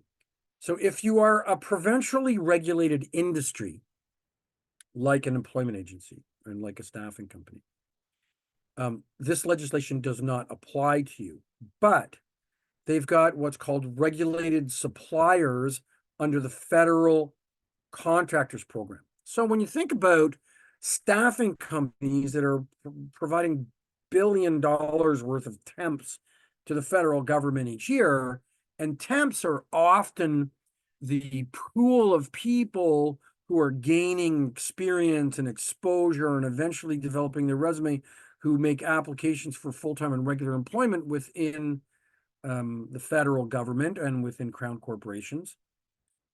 It only makes sense that if you asked your suppliers of staff to try to do the same stuff that the federal government is doing, it'll help them to achieve their employment equity objectives. So the labor program is responsible for ensuring compliance with employment equity requirements under this federal contractors program, which covers us, provincially regulated employers, but only those who have 100 or more employees and have been awarded a federal contract that's worth more than $1 million. So in other words, they don't expect every supplier to abide by the federal government's contractor program, but they do expect those with more than 100 employees and with more than $1 million in their contract to get on board. And so they offer training modules at this website that is in the link and in your PowerPoint presentation. And the screen looks something like this for federal government contractors to log into to learn how to do it. And it basically goes like this. The first step is to conduct a workforce analysis. So that's do a survey of your employees and get them to self-identify. By the way, any federal government contractors and employment equity program, the data of what you collect is not allowed to be, nor should it be, contained in the employee's file. So employment equity data is kept over there in a locked place with limited access so that nobody except for the employment equity people can take a look at it. And it's never looked at on an individual employee basis. It's only looked at as an overall statistical basis. So there should be no way that anybody could pull up an employee's file and say, oh, they've designated themselves as disabled or as a visible minority or as female or male. The information is collected and kept in a separate place and is never included and given to anybody, management, supervisors, human resources. They do not have access to this information on an individual person basis, only in an overall statistical basis. So we do a self-identification workforce analysis to collect that data. We conduct an employee systems review. So we take a look at all the different business practices that we have. Where do we advertise? How do we hire? How do we get our referrals? What do we set for our hiring criteria? What are our schedules like? What food are we serving in the cafeteria? What hours of work do we have? All the things that might impact people not wishing to come and work for you or may not having access to or know about coming to work for you, or our hiring practice and our selections of people. We conduct an employment systems review. Then we create a plan, and this plan is to set some goals as to what changes in percentages we'd like to eventually achieve, and some of the changes in our systems and process that we would like to implement over time with timelines on them that hopefully will contribute to a change in the demographics of our workforce. And then we have to put it into practice. We have to establish and sustain the employment equity program. We have to put it into practice. And then we have to submit an annual report, which is called the LEAP report, through the employment equity portal to the federal government every year. Now, in my experience, most companies find ways to not have to participate in this. Lots of companies find ways to not have to participate in this. So, for example, and I'm not trying to give you examples of how to not get involved. Being involved is a good thing for you, good thing for everybody. But for example, staffing companies can make the case that they're only going to count their revenue and their head count in the office that is providing the federal government contract. So if it's ABC multinational company with an office in Ottawa and they get a contract, they don't count all their employees in Canada or all their employees in the world, and they don't count their revenue. And they might also have 5 contracts that are unrelated, and so they count the one contract. This contract is not over, the threshold value, and so they can make application or make the case to not participate. or they just don't participate, and then they use that argument to justify why they didn't participate. And those of us that have participated, it's a fruitful, eye-opening, helpful experience that um, that causes, I think, some very conscious open-mindedness and awareness inside your organization. So having a published plan with set goals and objectives without putting any pressure on people by dealing with an individual person or quotas, but showing where you stand, where you're going, where you'd like to go, and what you've achieved in terms of that employment equity is often a culture forming experience inside an organization. So here's our multiple choice question. Employment equity involves all of the following, except what? Identification of systemic barriers to employment opportunities that adversely affect designated group members. I would imagine that it does include that. Government employs quotas. It does not. Plans to overcome employment barriers. It does. Reasonable accommodation. It does. Being proactive in planning an annual employment equity. It does. So the only one of those it doesn't involve is quotas. Questions for chat. What are the two major demographic pressures affecting the Canadian labor force today?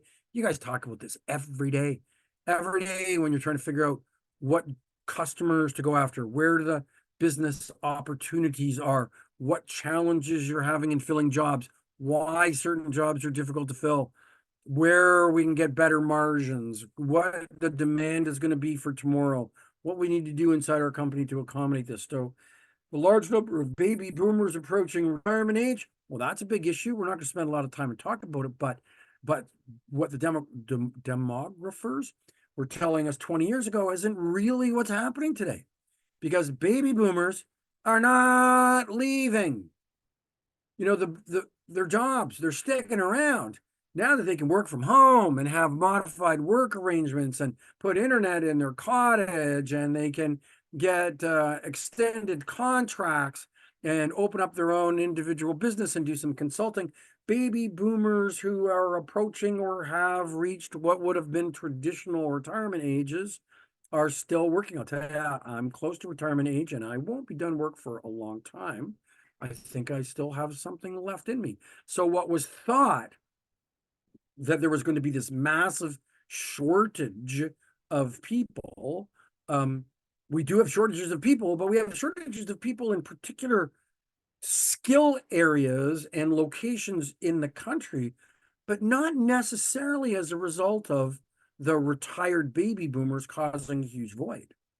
Those are because of all kinds of other demographics, training, education, immigration, demand, changing technologies, lots of reasons for it, but there hasn't been this massive void. But it also means that Gen X, Gen Y, Gen Z, who are looking for opportunities to grow through their organizations and their companies, we start to see a more transient workforce who's doesn't even know what the expression golden watch means.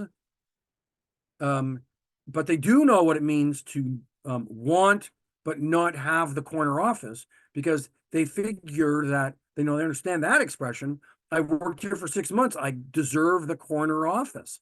Well, the corner office isn't being vacated by that 64-year-old not to retire soon boomer who's still doing their job and acting as a mentor, leader, and providing some value to the business. So we're seeing some changes in attitudes. We're seeing a lot of things happening, but the predictions for boomers have been somewhat delayed. Don't know whether it's been delayed by 5 years, 10 years, 20 years, or ever. Not really sure. The shortage of young people available to replace them. Well, that was the question that's put on here, but we're also taking a look at over 1 million new immigrants to Canada. So we're not having enough babies in Canada to replace the retirees. We certainly weren't having them 24 years ago to replace retirees who were retiring now. those people who are retiring now, we're having 1.1, 1.2, 1.3 children per family, and two moms and dads are gonna retire eventually. So we're making up the difference with respect to immigration. So you're going to see, if you went to the ACSESS conference last year, you would have seen this awesome presentation by the director from Statistics Canada telling us about the demographics of those immigrants coming to Canada. We're also hearing all kinds of issues about housing shortages. We're seeing changes in legislation in various provinces about how many foreign students they're allowing into the province not because of available spaces in the school, but because of available housing for foreign students who are coming into the school. So we got a whole bunch of issues. Where are our future masonry workers going to come from to create beautiful front stone buildings and houses and fences when hardly anybody is taking it on as an apprentice today, and not enough people are being born and raised at the right age to take those skills. So these are all topics that we want to talk about. They are also all questions that everybody in the staffing services industry should ask. For example, I've mentioned to you already 2 or 3 times, 12 years ago, I started this home care company because I looked at the changing demographics of aging population and said, hey, there's a whole bunch of people who are living a lot longer who wish to remain in their home safely and comfortably to stay in place. And so what's going to be needed in order for them to stay in place? That's caregivers, house cleaners, traveling nurses, all kinds of things. So we went on a process 10 years ago, and I was blown away 10 years ago that it wasn't already a massively huge thing. But here we are 10 years later, our business is booming and growing because we're looking at demographics in our population to try to figure out what it is that we need to do for our future. And I'm going to come back to this point later because here where it all ties into the topic of human rights and employment equity.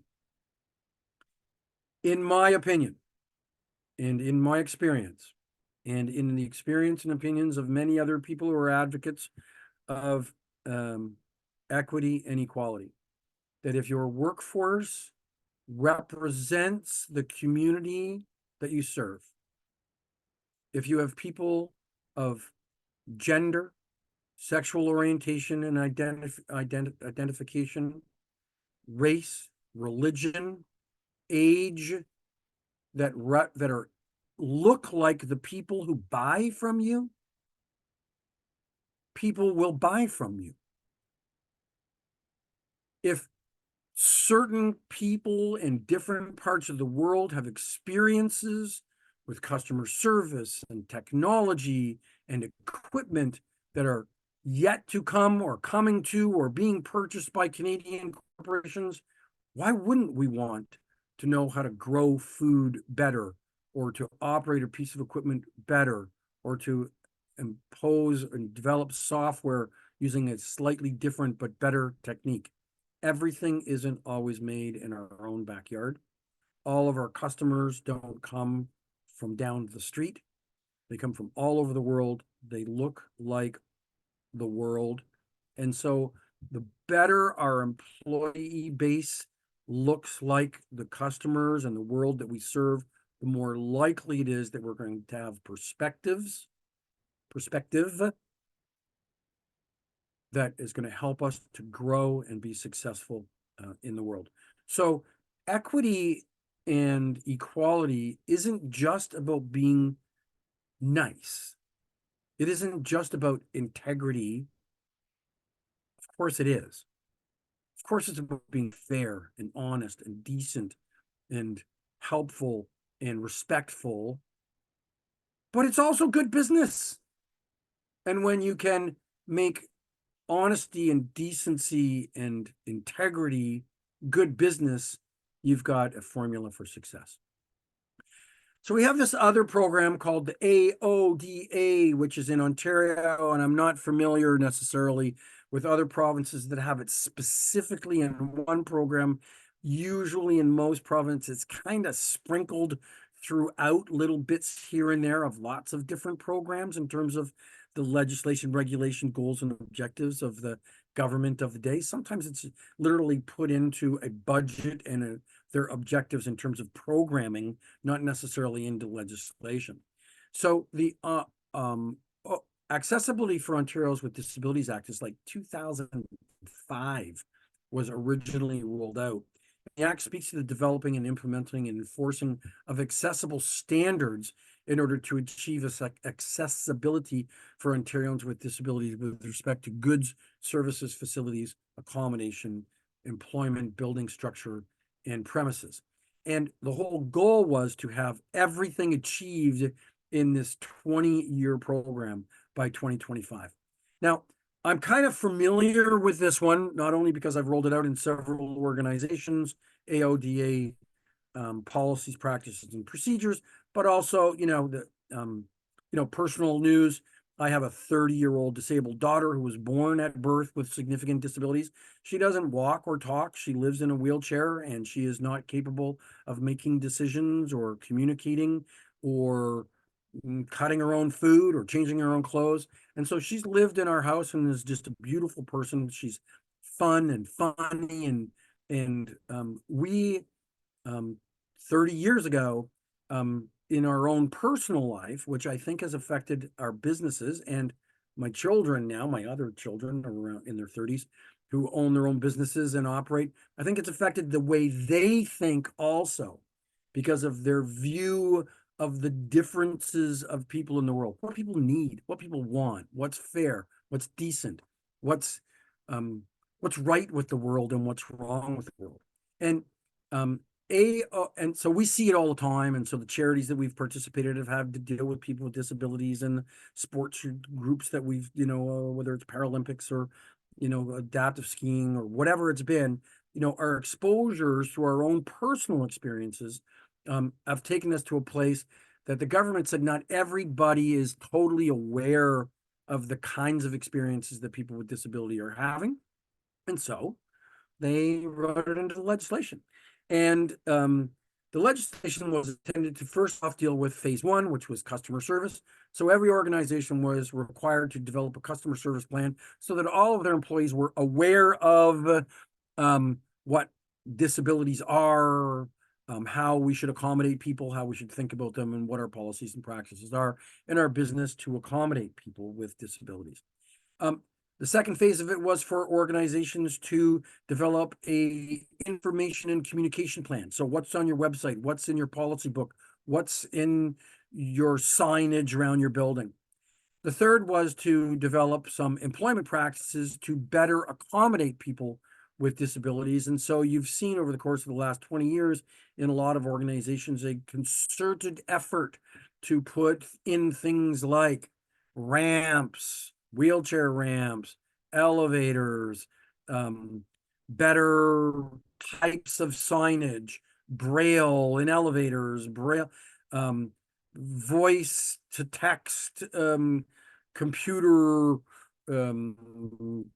applications, all kinds of different things that we've been accommodating. And some of that is because people think it's the right thing to do. Some of them think that it's because of, human rights.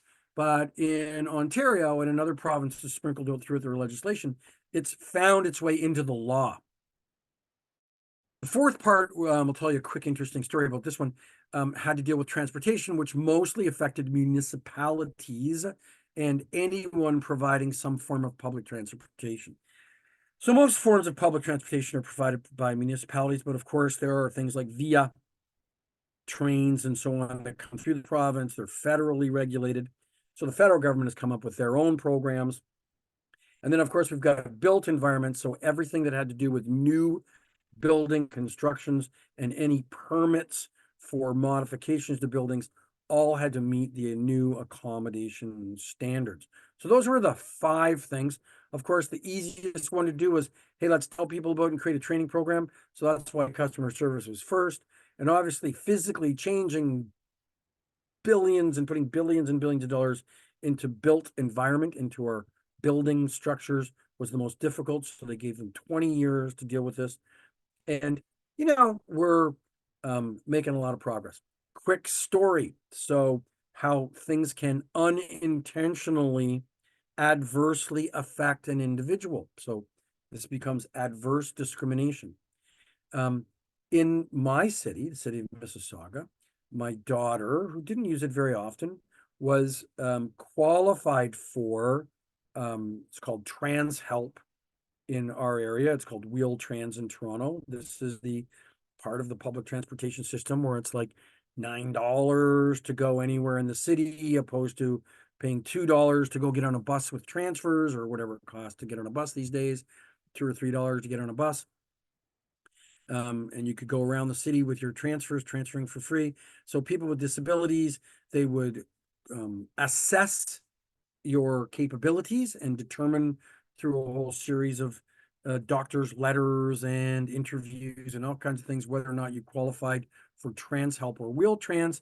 And if you did, then you create an account online and you would phone them up using their IVR technology, their voice activated technology, or you go online and you book transportation, and they deduct the payment from your thing and they come pick you up at the house and they take you to places.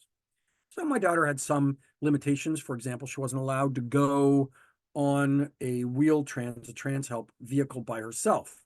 She needed to have someone go with her because her disabilities were so significant. They did not want to put the burden on the driver to have to care for her while she's locked in her chair. So she had to have a caregiver, someone come with her, and it could be a family member or paid caregiver or whoever. The only stipulation, I think, was that they were 16 or 18 years old. So along comes in around 2019,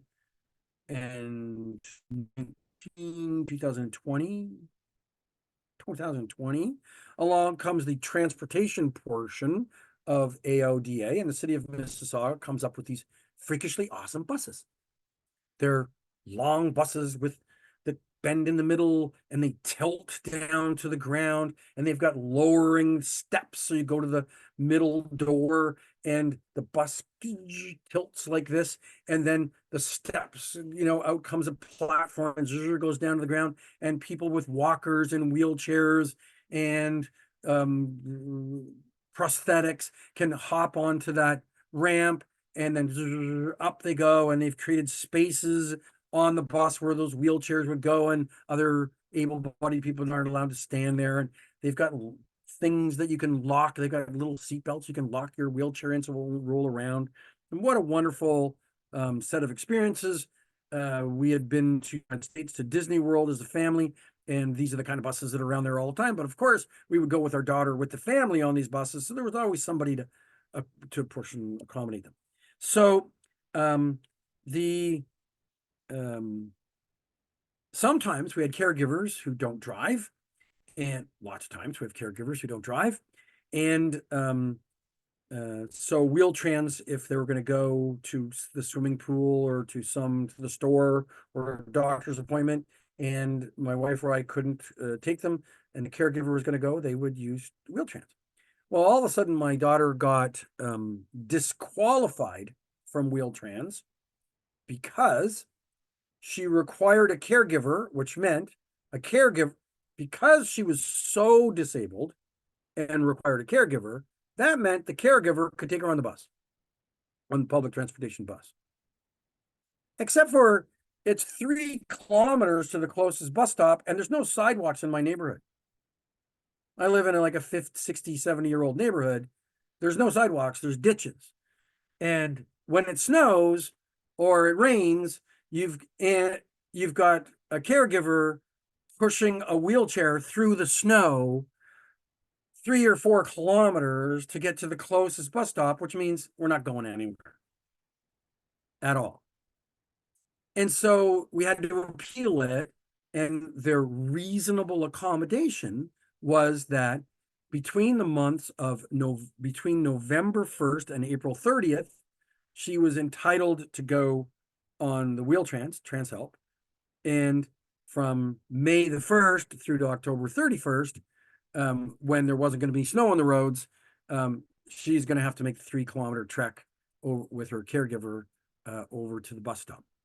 So, interesting story. And being the guy who teaches the course, it really was a lot of work to get the city of Mississauga to understand that they had an obligation to provide a reasonable accommodation. To the point where I had to say, okay, we're coming for our 3rd appointment on Monday, but I just want to warn you, I'm bringing the media with me. There'll be 3 television stations that I'm allowing to participate in our interview because we failed 2 times already to get them to provide a reasonable accommodation. Now, by the way, my daughter doesn't, like, twice a year, we drive her everywhere. We have a wheelchair van. We do things. My wife retired a couple years ago. Since that date, we never really thought this is, at the moment, was going to be life or death situation for us. But I don't know what's going to happen tomorrow or the next day or 2 years from now or 5 years from now or when I'm in my walker and wheelchair. And it was a matter of principle. So we tried politely, and then we tried to educate, and then we tried to educate until eventually, of course, I didn't take the media with me. I told them I was going to, and they did their research, and they came prepared to provide an accommodation to that meeting.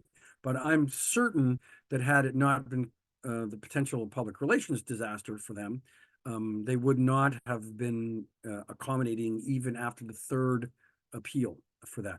So, perfect example of how a wonderful policy like AODA has got stated goals and objectives.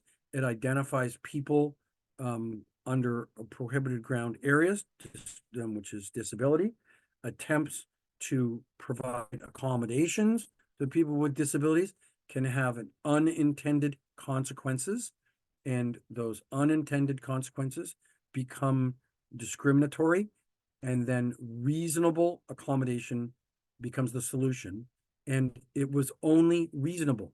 It may have been, in their perception, to be unreasonable to grant access throughout the whole year, because if we used it every day, that would have been very expensive, when it would be reasonable to expect her to walk 3 kilometers when she had an aide, a caregiver who could help push her in her manual wheelchair that 3 kilometers. So there's a story. So, we know these things. 1 in 7 Ontarians has a disability. 95% of the disabilities that people have are hidden and not readily and immediately obvious. Things like hearing disabilities, learning disabilities, speech disabilities, physical limitations, and so on.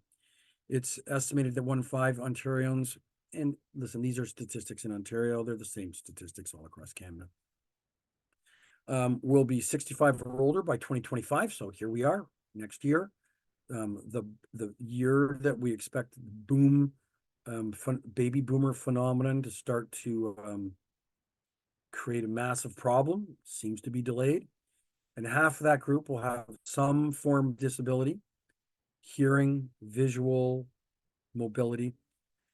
More than 500,000 Canadian adults have some form of vision loss that's not corrected by glasses, and more than 1 million live with some form of hearing loss that's not corrected by hearing aids.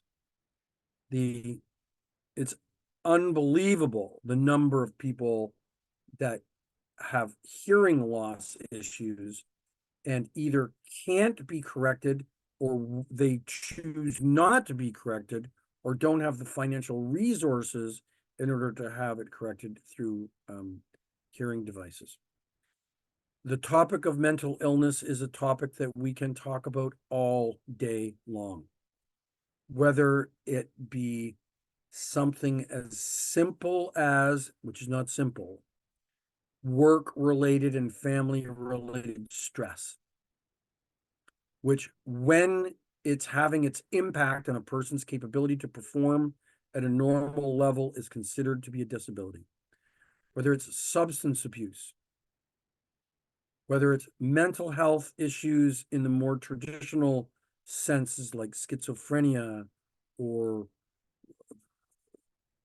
anxiety disorders or other mental health issues, whether it's cognitive disabilities through disabilities at birth or congenital diseases and disabilities, all and everything, or aging people with memory loss, dementia, and Alzheimer's. They all fit under this category of mental illness, creating some form of cognitive impairment. And so we've got customers that we're serving who are not necessarily always going to behave in the expected or most rational way. We have employees who are dealing with many issues, either themselves or a family member or a loved one, that are not always obvious to us. And so, very often in an individual, they make every effort they possibly can to try to hide and not disclose the struggles that they're confronted with their mental health. And so all I can say about that is that if we take on an attitude of diversity, equity, and opportunity, equality of opportunity, and we do that with a caring and thoughtful manner, and every time, not some of the times, but every time we're confronted with a situation with employee performance, for example, that we don't make the assumption that it's only because they're incompetent, or only because they're incapable, or only because they're disrespectful, or only because they're disobedient.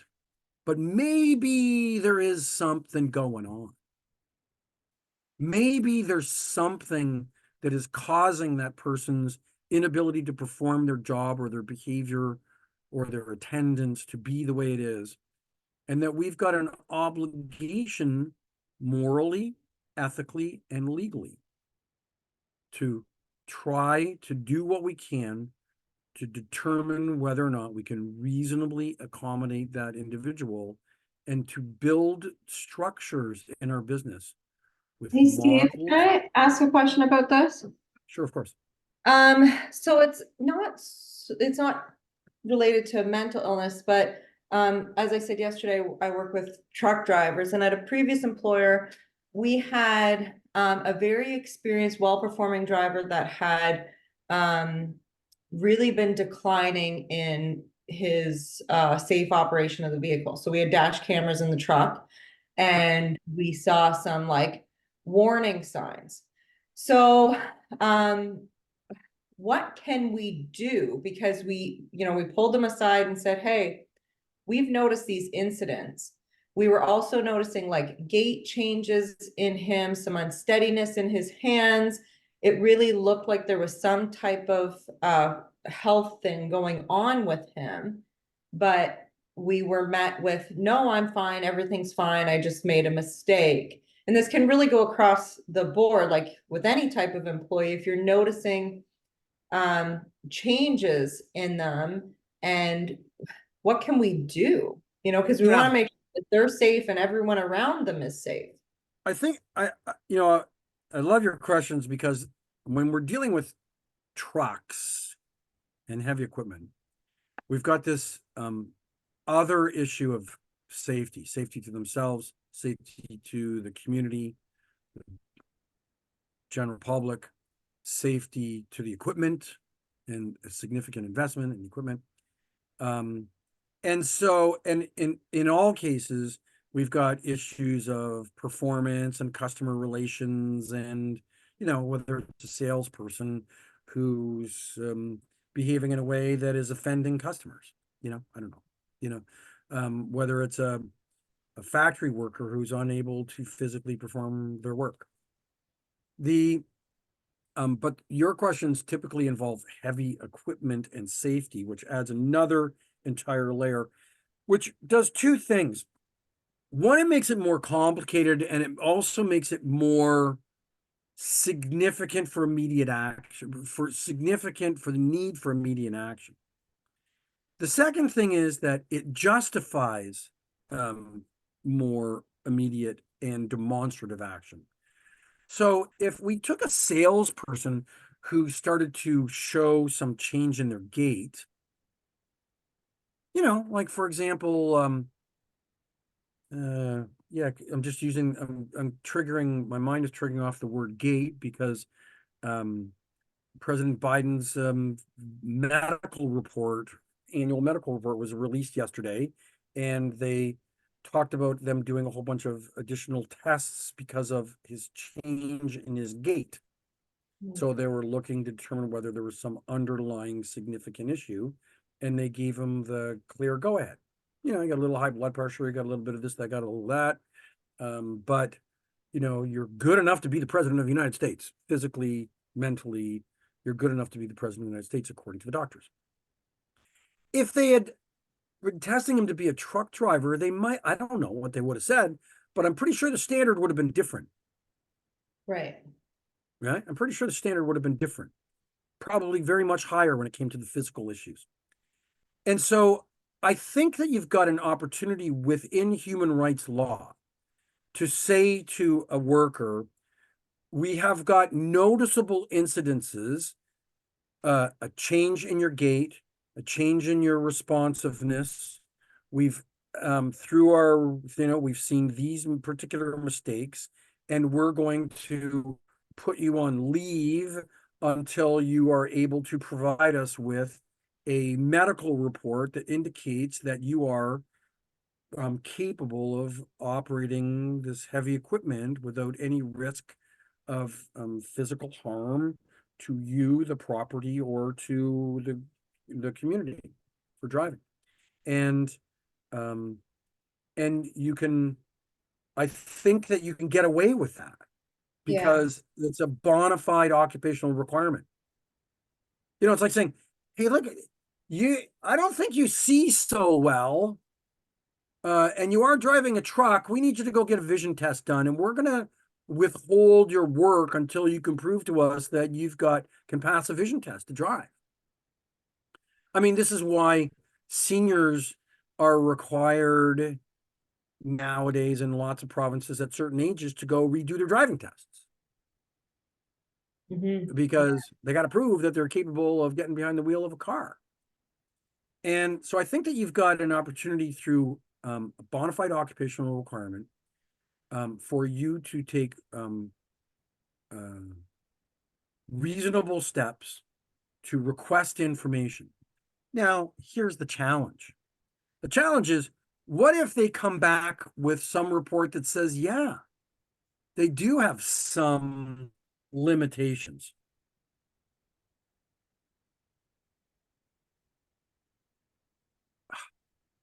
Do you have a health benefits plan? Are they going to qualify for long-term disability? Do you have a work accommodation program that they can be a driver's assistant? Or can they do local stuff?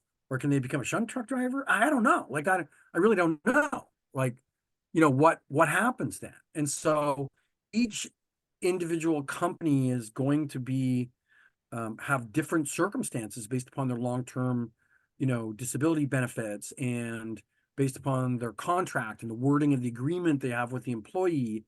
And, I would talk to a lawyer about having employment contracts that say, as a driver, we have the right to request that you have a physical, either on an incident basis or on a random basis. And that you must meet the requirements to prove that you can safely operate a vehicle.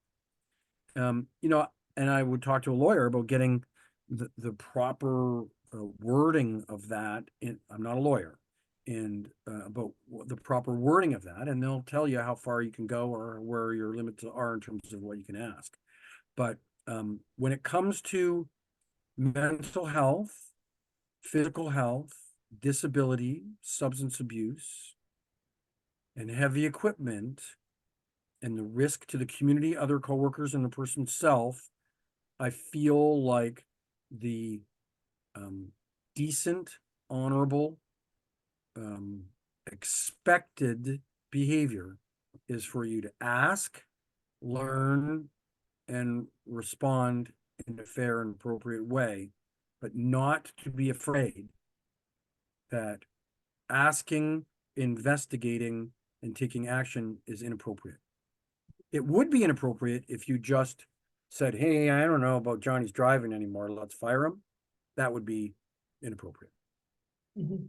But Right. to go through the proper steps and to write it into your employment agreement would not be inappropriate, particularly when it comes to safety. Here's an off-topic, on-topic sort of thing too.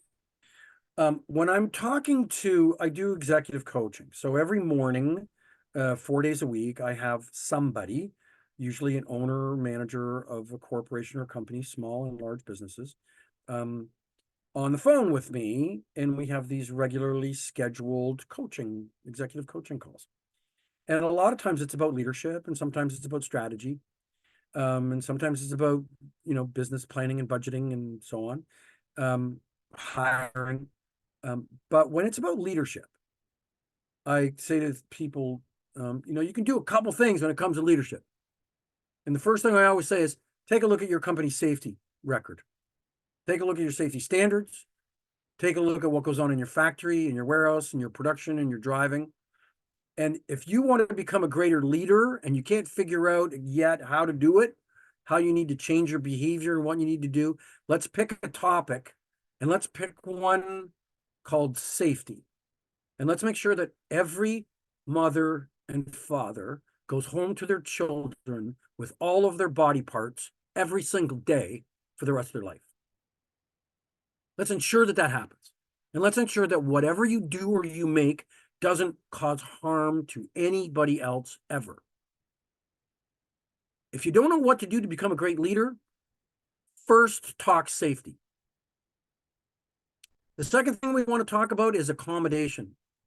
How do we employ and serve people who need us? Because we can find a way to need them. We can make it balanced. We can figure it out, but it's our responsibility. The prospective employee can't change the way we run our business, but we can change the way we run our business for the prospective employees so that they fully integrate and become valuable contributors to our organization, and we can change their life. So we want to think about safety and accommodation and the topic of a driver who's experiencing some form of disability or decline. Safety comes first. Then the next question is, how do we accommodate that person? And every single company, based upon what they do, what the situation are, what the health issue is, what your employment contracts are like, they will all give you a different answer. But safety first. Okay. Does that help? I hope. Yeah. Very good, thanks. Yeah, so disability. So, there's a definition for disability in the AODA, physical disabilities, infirmity, malformation or disfiguration, learning disabilities, mental disorders, injuries that cause some form of disability through the Workers' Compensation Act, may be visible, may be not visible, may be continuous, may be intermittent, may be temporary, may be fixable. It can vary in severity. So information about a person's disability is personal, so it has to be treated with privacy and confidentiality, but it doesn't mean you're not allowed to ask. You're allowed to ask somebody, listen, you can say to somebody, listen, don't be afraid to tell us. Our goal is to accommodate you. But if you have some form of health issue that is affecting your ability to operate equipment safely, you need to tell us. And I'm asking you, and if they say, no, and you can say to them, that if you are giving me false information about a known disability, That comes with a different set of outcomes than telling me about a known disability that we're going to try to accommodate. So, you know, do you mind if we send you to a doctor to get an assessment? There's different approaches. I strongly suggest you talk to a lawyer about it, but safety gives you a lot of mobility. So here's one of the steps in having an AODA program is that you have to have a policy statement. And this is a policy statement that I wrote for somebody a long time ago, maybe 20 years ago. The organization is committed to providing exceptional and accessible service for our customers. Our services will be provided in a manner that respects the dignity and independence of all customers. The provision of services to persons with disabilities will be integrated wherever possible. Persons with disabilities will be given an opportunity equal to that given to others to obtain, use, or benefit from the services provided by and on behalf of our organization. So this was a retail organization that needed to implement a AODA policy. And AOD policies don't need to be long. They don't need to be, books. There might be lots of things in the guide and the manual, but the policy statement in itself can be one simple paragraph. So an AODA policy requires that there's some description of what the training will be like and what the policies around training, about assistive devices, about how you accommodate support animals for people, notice of temporary. Here's the thing. In Ontario, there's no such thing as a service animal certificate. There's no such thing. The law in Ontario is that if an animal provides a service needed by a person with a disability, and that animal is specific to that person and that disability, then it's classified as a service animal. So theoretically, it could be a snake that stops a person from having seizures. I don't know. Theoretically, if the animal provides a specific service to a person with a specific disability, and the animal is designated to that specific person for that specific need, it's a service animal. There are companies out there and organizations and charities that do, say, for example, service dog training. So we hear, we're sending that dog to guide school, and they go through a program. Well, those aren't legislated. Those aren't certified. They just call it certified. The organization that's doing it saying, we know a lot about service dogs, and we created a service dog training program, and we certify dogs. And then people donate money and they become charities and so on. But there's no provincial certification like a driver's license or a nursing certificate or a engineering degree. It's a company that says, we do this, or a charity that says, we do this. And I can't tell you the number of places I've gone with my daughter in her wheelchair, particularly the concerts in the park, where the security people who check to make sure you don't have any booze in your pocket say, do you have your service dog certificate? And I say, there's no such thing as a service dog certificate. And carry around your certificate, on the back of the dog. Like, what are you talking about? Isn't this pretty obvious? This is a service dog for this. That service dog was designed specifically to stop her because we have no sidewalks. And there's stairs, and she's cognitively not capable of making a decision to not drive off a curb or out into the street in front of a car or fall downstairs. The dog bumps her onto the road, off of the road, goes between her and cars, blocks her from going off curbs, stops her from causing injury to herself.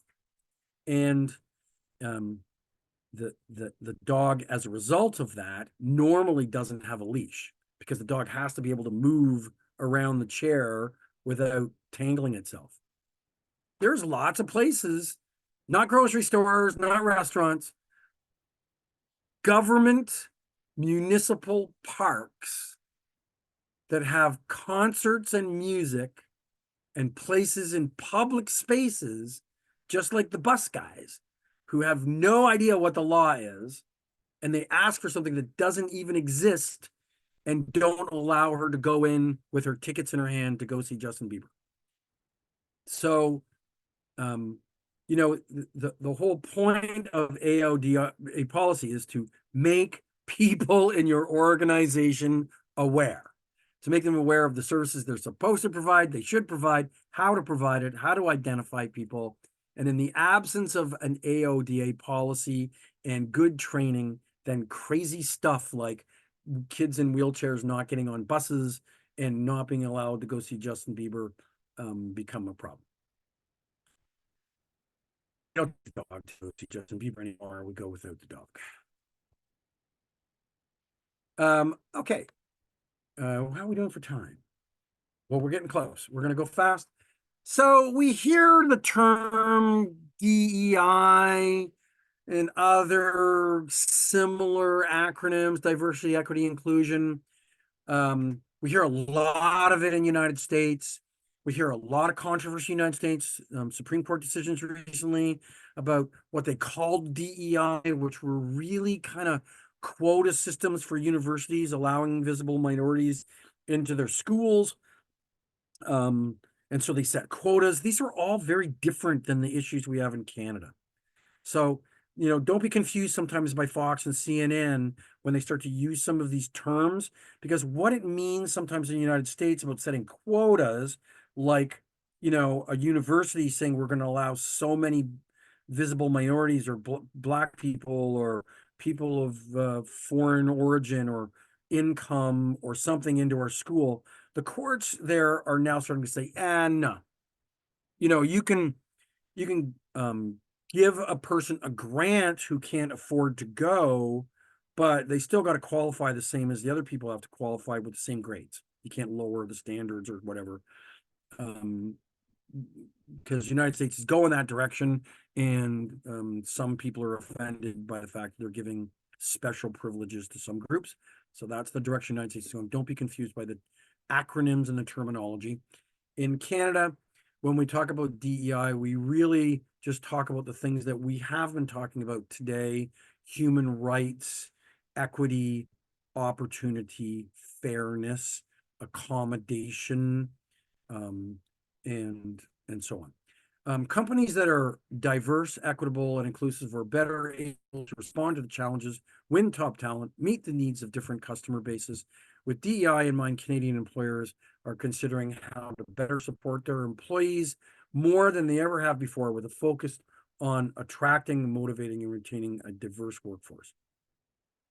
So, gender diversity, age diversity, ethnic diversity, physical ability diversity.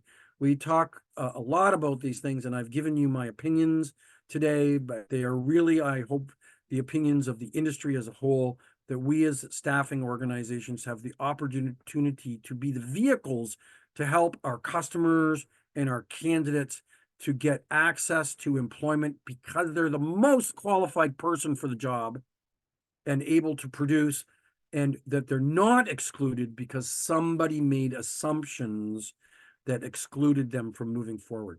And one of the things I like to always say when I hear from governments tell us, that we're participating in the exploitation of vulnerable workers, or that we are discriminating on behalf of our customers, I basically say, on the contrary. If we allowed some of our customers to use some of their business hiring practices that have unwitting and unknown systemic discrimination, and we allow department managers who have never attended a human resources, employment equity, human rights, or employment standards course in their life to continue to hire all on their own, we're going to continue to have a workforce that does not represent the community that we work in. But when you give the job description to a professional, and the professional has the opportunity to ask all the questions about goals and objectives of performance and technology and everything, that the staffing company will then go to the world. Will go to the world and find the most qualified person, regardless of their race, creed, color, or origin, place of origin, sex, sexual orientation, religion, disability, whatever it might be. We'll find the most qualified person and we'll connect them to the job. And then we'll overcome the objections that that hiring manager might have had or assumed because they feel confident in their assessment of the candidate's ability to do the job. And so whenever we're accused of being part of the problem, I make the case, and I'd like you to make the case, and for all CPCs and members of ACSESS to make the case that we aren't the problem, we are a very important part of the solution. When we use the word inclusion, we refer to how a workforce experiences the workplace and the degree to which the organization embraces all employees enables them to work with meaningful contribution. Companies that are intent on recruiting a diverse workforce can't only say, boy, we hired these kinds of people that meet these demographics. They also have to strive to develop a sufficiently inclusive culture in their organization so that those people thrive inside the organization, so that they feel that their voices are being heard, that they're making contributions to the organization's policies and practices and their methodologies and to the quality of their work, which is critical for the organizations if they want to retain this talent and unlock the power that the diverse workforce can offer. And I used sort of in a little offhanded way a couple times today, said, even think about the company cafeteria and what food you serve in the company cafeteria. I mean, there are companies that have found out that they were unable to retain employees because of the type of food that they served there. The employees had to go out and get in their car, be separate from all of the other workers, go someplace really far away, affect their health and their ability because they couldn't go every day. They're going to be late to get back to work after their 1 hour or 45-minute or half-hour work break until they eventually said, this isn't the place I can work. I can't get the food that I need that from a religious or from a health standpoint, or from a disability standpoint or something doesn't fit into me. And nowadays it even has to do, I'm going to just generalize and say, maybe even it has to do with age, because I know that, my daughter became a vegan at the age of 17 before I even understood what vegan meant. And so maybe not having a vegan cafeteria, might be discriminatory upon age, let alone health or disability or something, or religion. So inclusion doesn't mean just hire people that fit into designated groups, but also create a culture inside your organization. So we talked about human rights, we talked about employment standards, employment equity legislation, and AODA, and then the final topic for today, which is going to be done in 10 minutes, has to deal with PIPEDA, privacy legislation.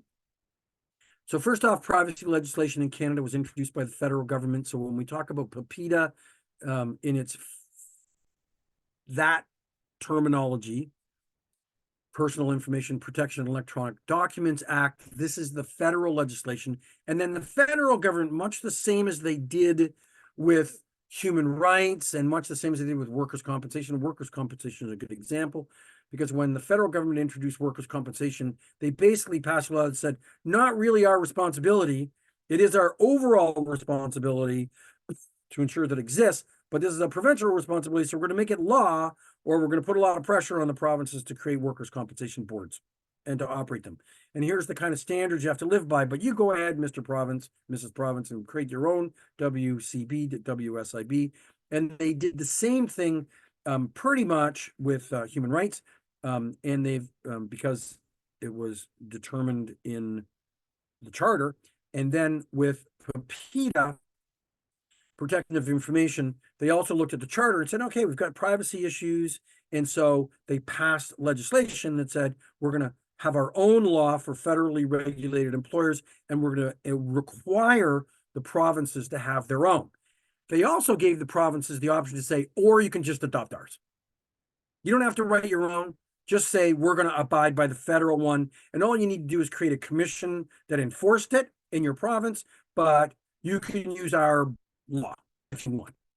So the Personal Information Protection and Information Act protects personal information in the hands of private sector organizations. So in this case, federally regulated private sector organizations that accompanies this with guidelines for the collection, use, and disclosure of that information. So it's about the collection, the use, the disclosure, the protection of it for commercial activities. So that was for federal.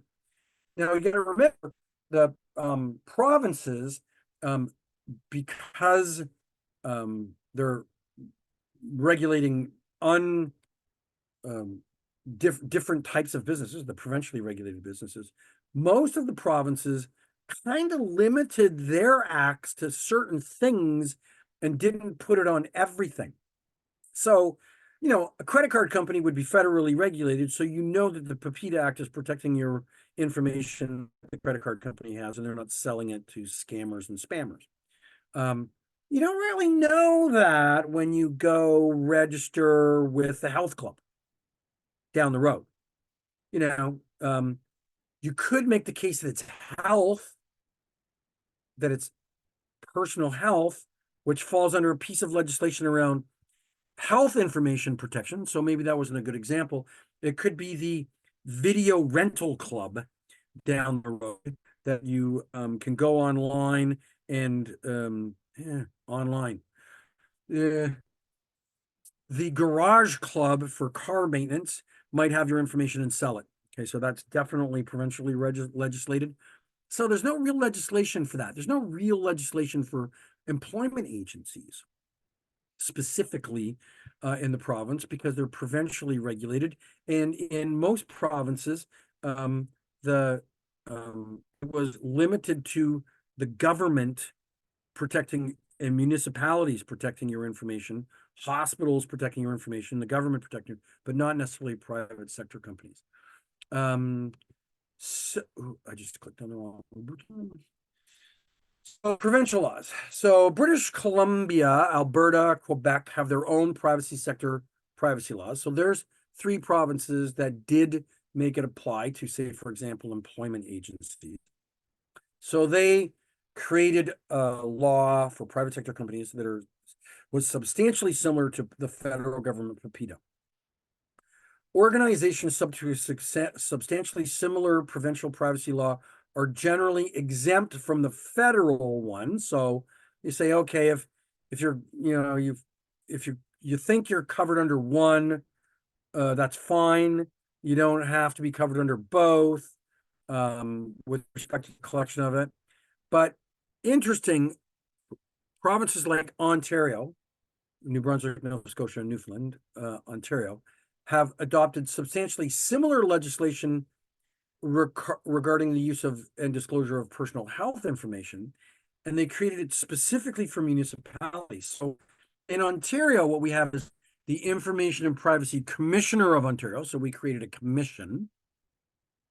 And then we created FIPA, the Freedom of Information and Protection of Privacy Act. So Freedom of Information Ontario means that you get to go to the government or any crown corporation and you get to ask them to give you the information that they have about you, and that you can ask them about information that ought to be available in the public domain so long as it doesn't invade an individual's personal privacy.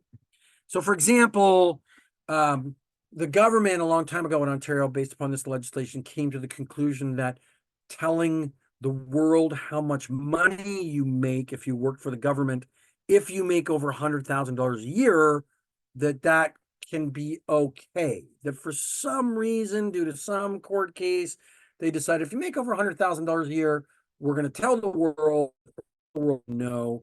And instead of everybody asking all the time, how much does George make? How much does Sue make? They're just going to produce what's called, I think, the Sunshine Book or something like that. And every year they disclose everybody who made more than 100 grand, in that book. So this is the part of the Freedom of Information and Protection of Privacy Act You can ask for any information about yourself and you can get it. You can ask for any information that ought to be available in the public domain because it's in the public interest, but you can't infringe upon individual rights. And so they're going to black out some of the information if they think it's private to that company or to that person. And it doesn't change the nature of your request for information. There's I don't even know how you say the acronym, MFIPA, which the Municipality Freedom of Information Act, which requires cities and municipalities to provide the same disclosure of information. You can ask questions about yourself and about other things that the city did, as long as it doesn't infringe upon an individual's personal private information. And there's FIPA, the Personal Health Information Protection Act in Ontario. So that's the only one that applies to provincially regulated companies with respect to health information. So even though, for example, my healthcare company will get an employment agency license because we do some things very similar to employment agencies. So we're going to choose to call ourselves an employment agency too, although I don't think most will. So even though we're an employment agency, because we're collecting personal health information about SIN numbers and illnesses and diseases and medications, we can protect our information, and we have to protect our information for the that we serve. So the 10 principles of these various acts are that there must be accountability. In other words, you got to disclose everything to everybody all the time and take responsibility for the fact that you are collecting the information. You have to tell people what information you are collecting and what the purpose is. Why am I collecting this information? You have to ask for consent to collect the information or to share the information. So you say, I'm collecting this information for the purpose of, and you are authorized to share this information with your doctor or with your nurse or with your pharmacist. So you can identify the purpose and have to ask for consent to collect and use the information. The limiting of collection is limited only to collect information that is relevant to the purpose, and it's limited only to that you've given consent to collect. So you can't begin collecting information and then just treat it as a free-for-all. We have to limit the use of disclosure and retention. So we have to set rules about how we're going to save it, keep it, retain it, how long we're going to save it for. We have to tell people what those rules are. We have to tell people what the rules are about limiting use so we can't resell it to scammers, spammers, and emailers and political parties. That if we collected it for your own personal health benefit to ensure the health and safety of the patient, then we have to only use it for the health and safety of the patient. We have to ensure that the information that we collect is accurate. And if we have any reason to believe that it's not accurate, we have to correct it.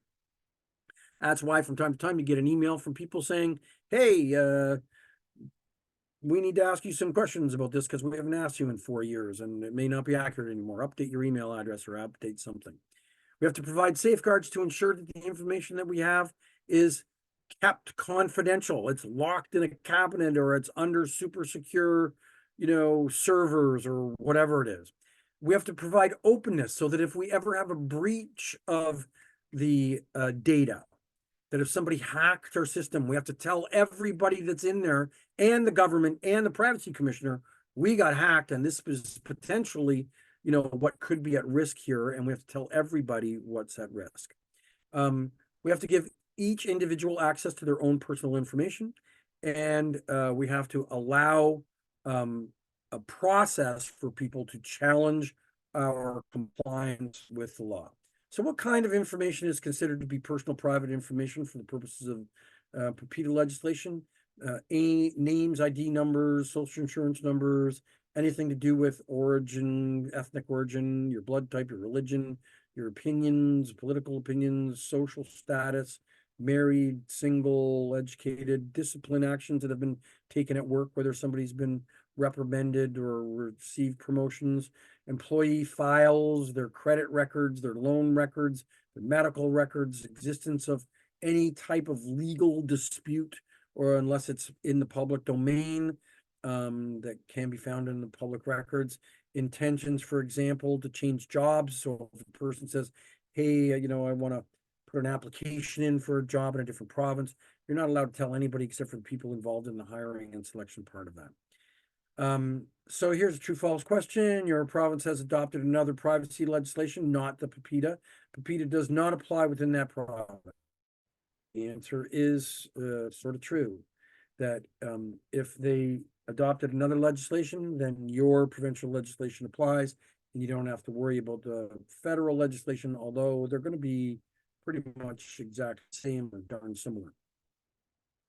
One of these things doesn't belong. Which of these following statements about content is false? Organizations can generally rely on implied consent when the information is likely to be considered sensitive. Implied consent is if you don't respond by Friday, we'll assume you're okay with it. That's no good. You have to ask for specific consent. The consent mechanism chosen should be clear and unambiguous. That's true. It should be. That we're asking you for consent, and here's the 3 ways you can do it. Consent can be obtained in a number of different ways, such as in person, by phone, or via internet, and the answer to that is true. And so you may have been personally involved in a situation where maybe health records or something, where you're on the phone with somebody and you're trying to resolve something, and they go, hey, I got to get your consent for this. So although our entire conversation is not being recorded, I'm just going to let you know, I'm going to ask you a couple consent questions, and the recording's going to be on. It's going to take 30 seconds. Are you okay with it? I even had one company that said, I'm going to push a button. It's going to send you off to a thing. When you're done, press 0 and it'll come back to me and my phone will ring. It was terrible. Every time I pushed 0, it didn't go back to them again. But different mechanisms for consent is perfectly acceptable. You can say, hey, we're going to record this over the phone. You can even say, hey, Whitney, can I have your consent to collect this information, the purpose of this and that? You can say yes, and then I can tick the box myself, although most organizations would rather send you an email thing or have you tick a box or record the conversation. But, you can sign the thing saying, I, Steve Jones, swear that Whitney gave me consent on such and such a day at such and such a time during the access call. You can do that, and probably stand up. I don't think, unless you're like a total dirtbag, that you're going to get a complaint about doing something that was a violation of your consent, and that they're going to complain when they did give you consent. But different mechanisms clearly identified are okay. We are 4 minutes over. So making complaint basically goes first to the company, and if the company doesn't resolve it, then it goes to a privacy commissioner, and the privacy commissioner tries to resolve it. They try not to go to a hearing. They try to just phone the organization, mail the organization, say, hey, there's been a complaint. You need to do this. Give them their stuff. And then the final screen for today is just really about open discussion, so that if you do want to leave and it's 5 minutes after, you can do that, no problem. But basically, in a group session where we could all have open conversation, there's lots of conversation about things like during COVID, what are you allowed to ask? What are you not allowed to ask? What's legal? What's not legal? What are the things that you can record? Can you use it in your decision making? And the other huge topic, which is like a 3-day topic, is, what are you allowed to look for, use, see, expect, and limit with respect to, in terms of policies, practices, and procedures, with respect to an employee's use of social media. So, for example, in one of my companies, we used to have what we called a propagation policy, where whenever we posted a job to our website, it automatically propagated off to Indeed and, different job boards. And also, you could click a box providing consent that whenever a job was posted with your name in it or in your division or whatever, that it would also go to your social media site. It would go to your Twitter account. It would go to your Facebook account, to your whatever account you wanted. We had like 3 or 4 different social media spots, where you could literally go in and secretly put your password in there, and it was only for you to see and change. And so long as it was in there, when we posted a job to Indeed and to our corporate website, if your name was attached to that job, which you could attach your name to as many jobs as you wanted to, it would automatically wrap up, and your Twitter account would post it too, and your LinkedIn account would post it too, and your Facebook account would post too. Or you could pick only LinkedIn and not Facebook. And of course, that came with a quid pro quo. That came with a this for that. We would say to people, hey, we really, really want you to post these jobs. It's to the company benefit, and it's to your benefit too, because you earn commission and you're going to succeed more if we post the job in 1,000 places instead of one. But if we're going to be posting jobs to your LinkedIn account or to your Facebook account, you have to sign this thing that says we're allowed to review your Facebook account and your content is going to fall within these categories. You're not allowed to put sexual stuff there or provocative stuff there or make political comments on your Facebook account, or do anything that's harassing or anything that violates our human rights policies. And so people would sign it, and they'd agree to it. And if they broke it, I have no idea whether in each circumstances, based upon the circumstances, whether or not we would have ever prevailed in forcing them to take down certain content or firing them or doing something else. Because, we're in this gray space, and there's a lot of good discussions, and we have lots of great suggestions on how to handle social media.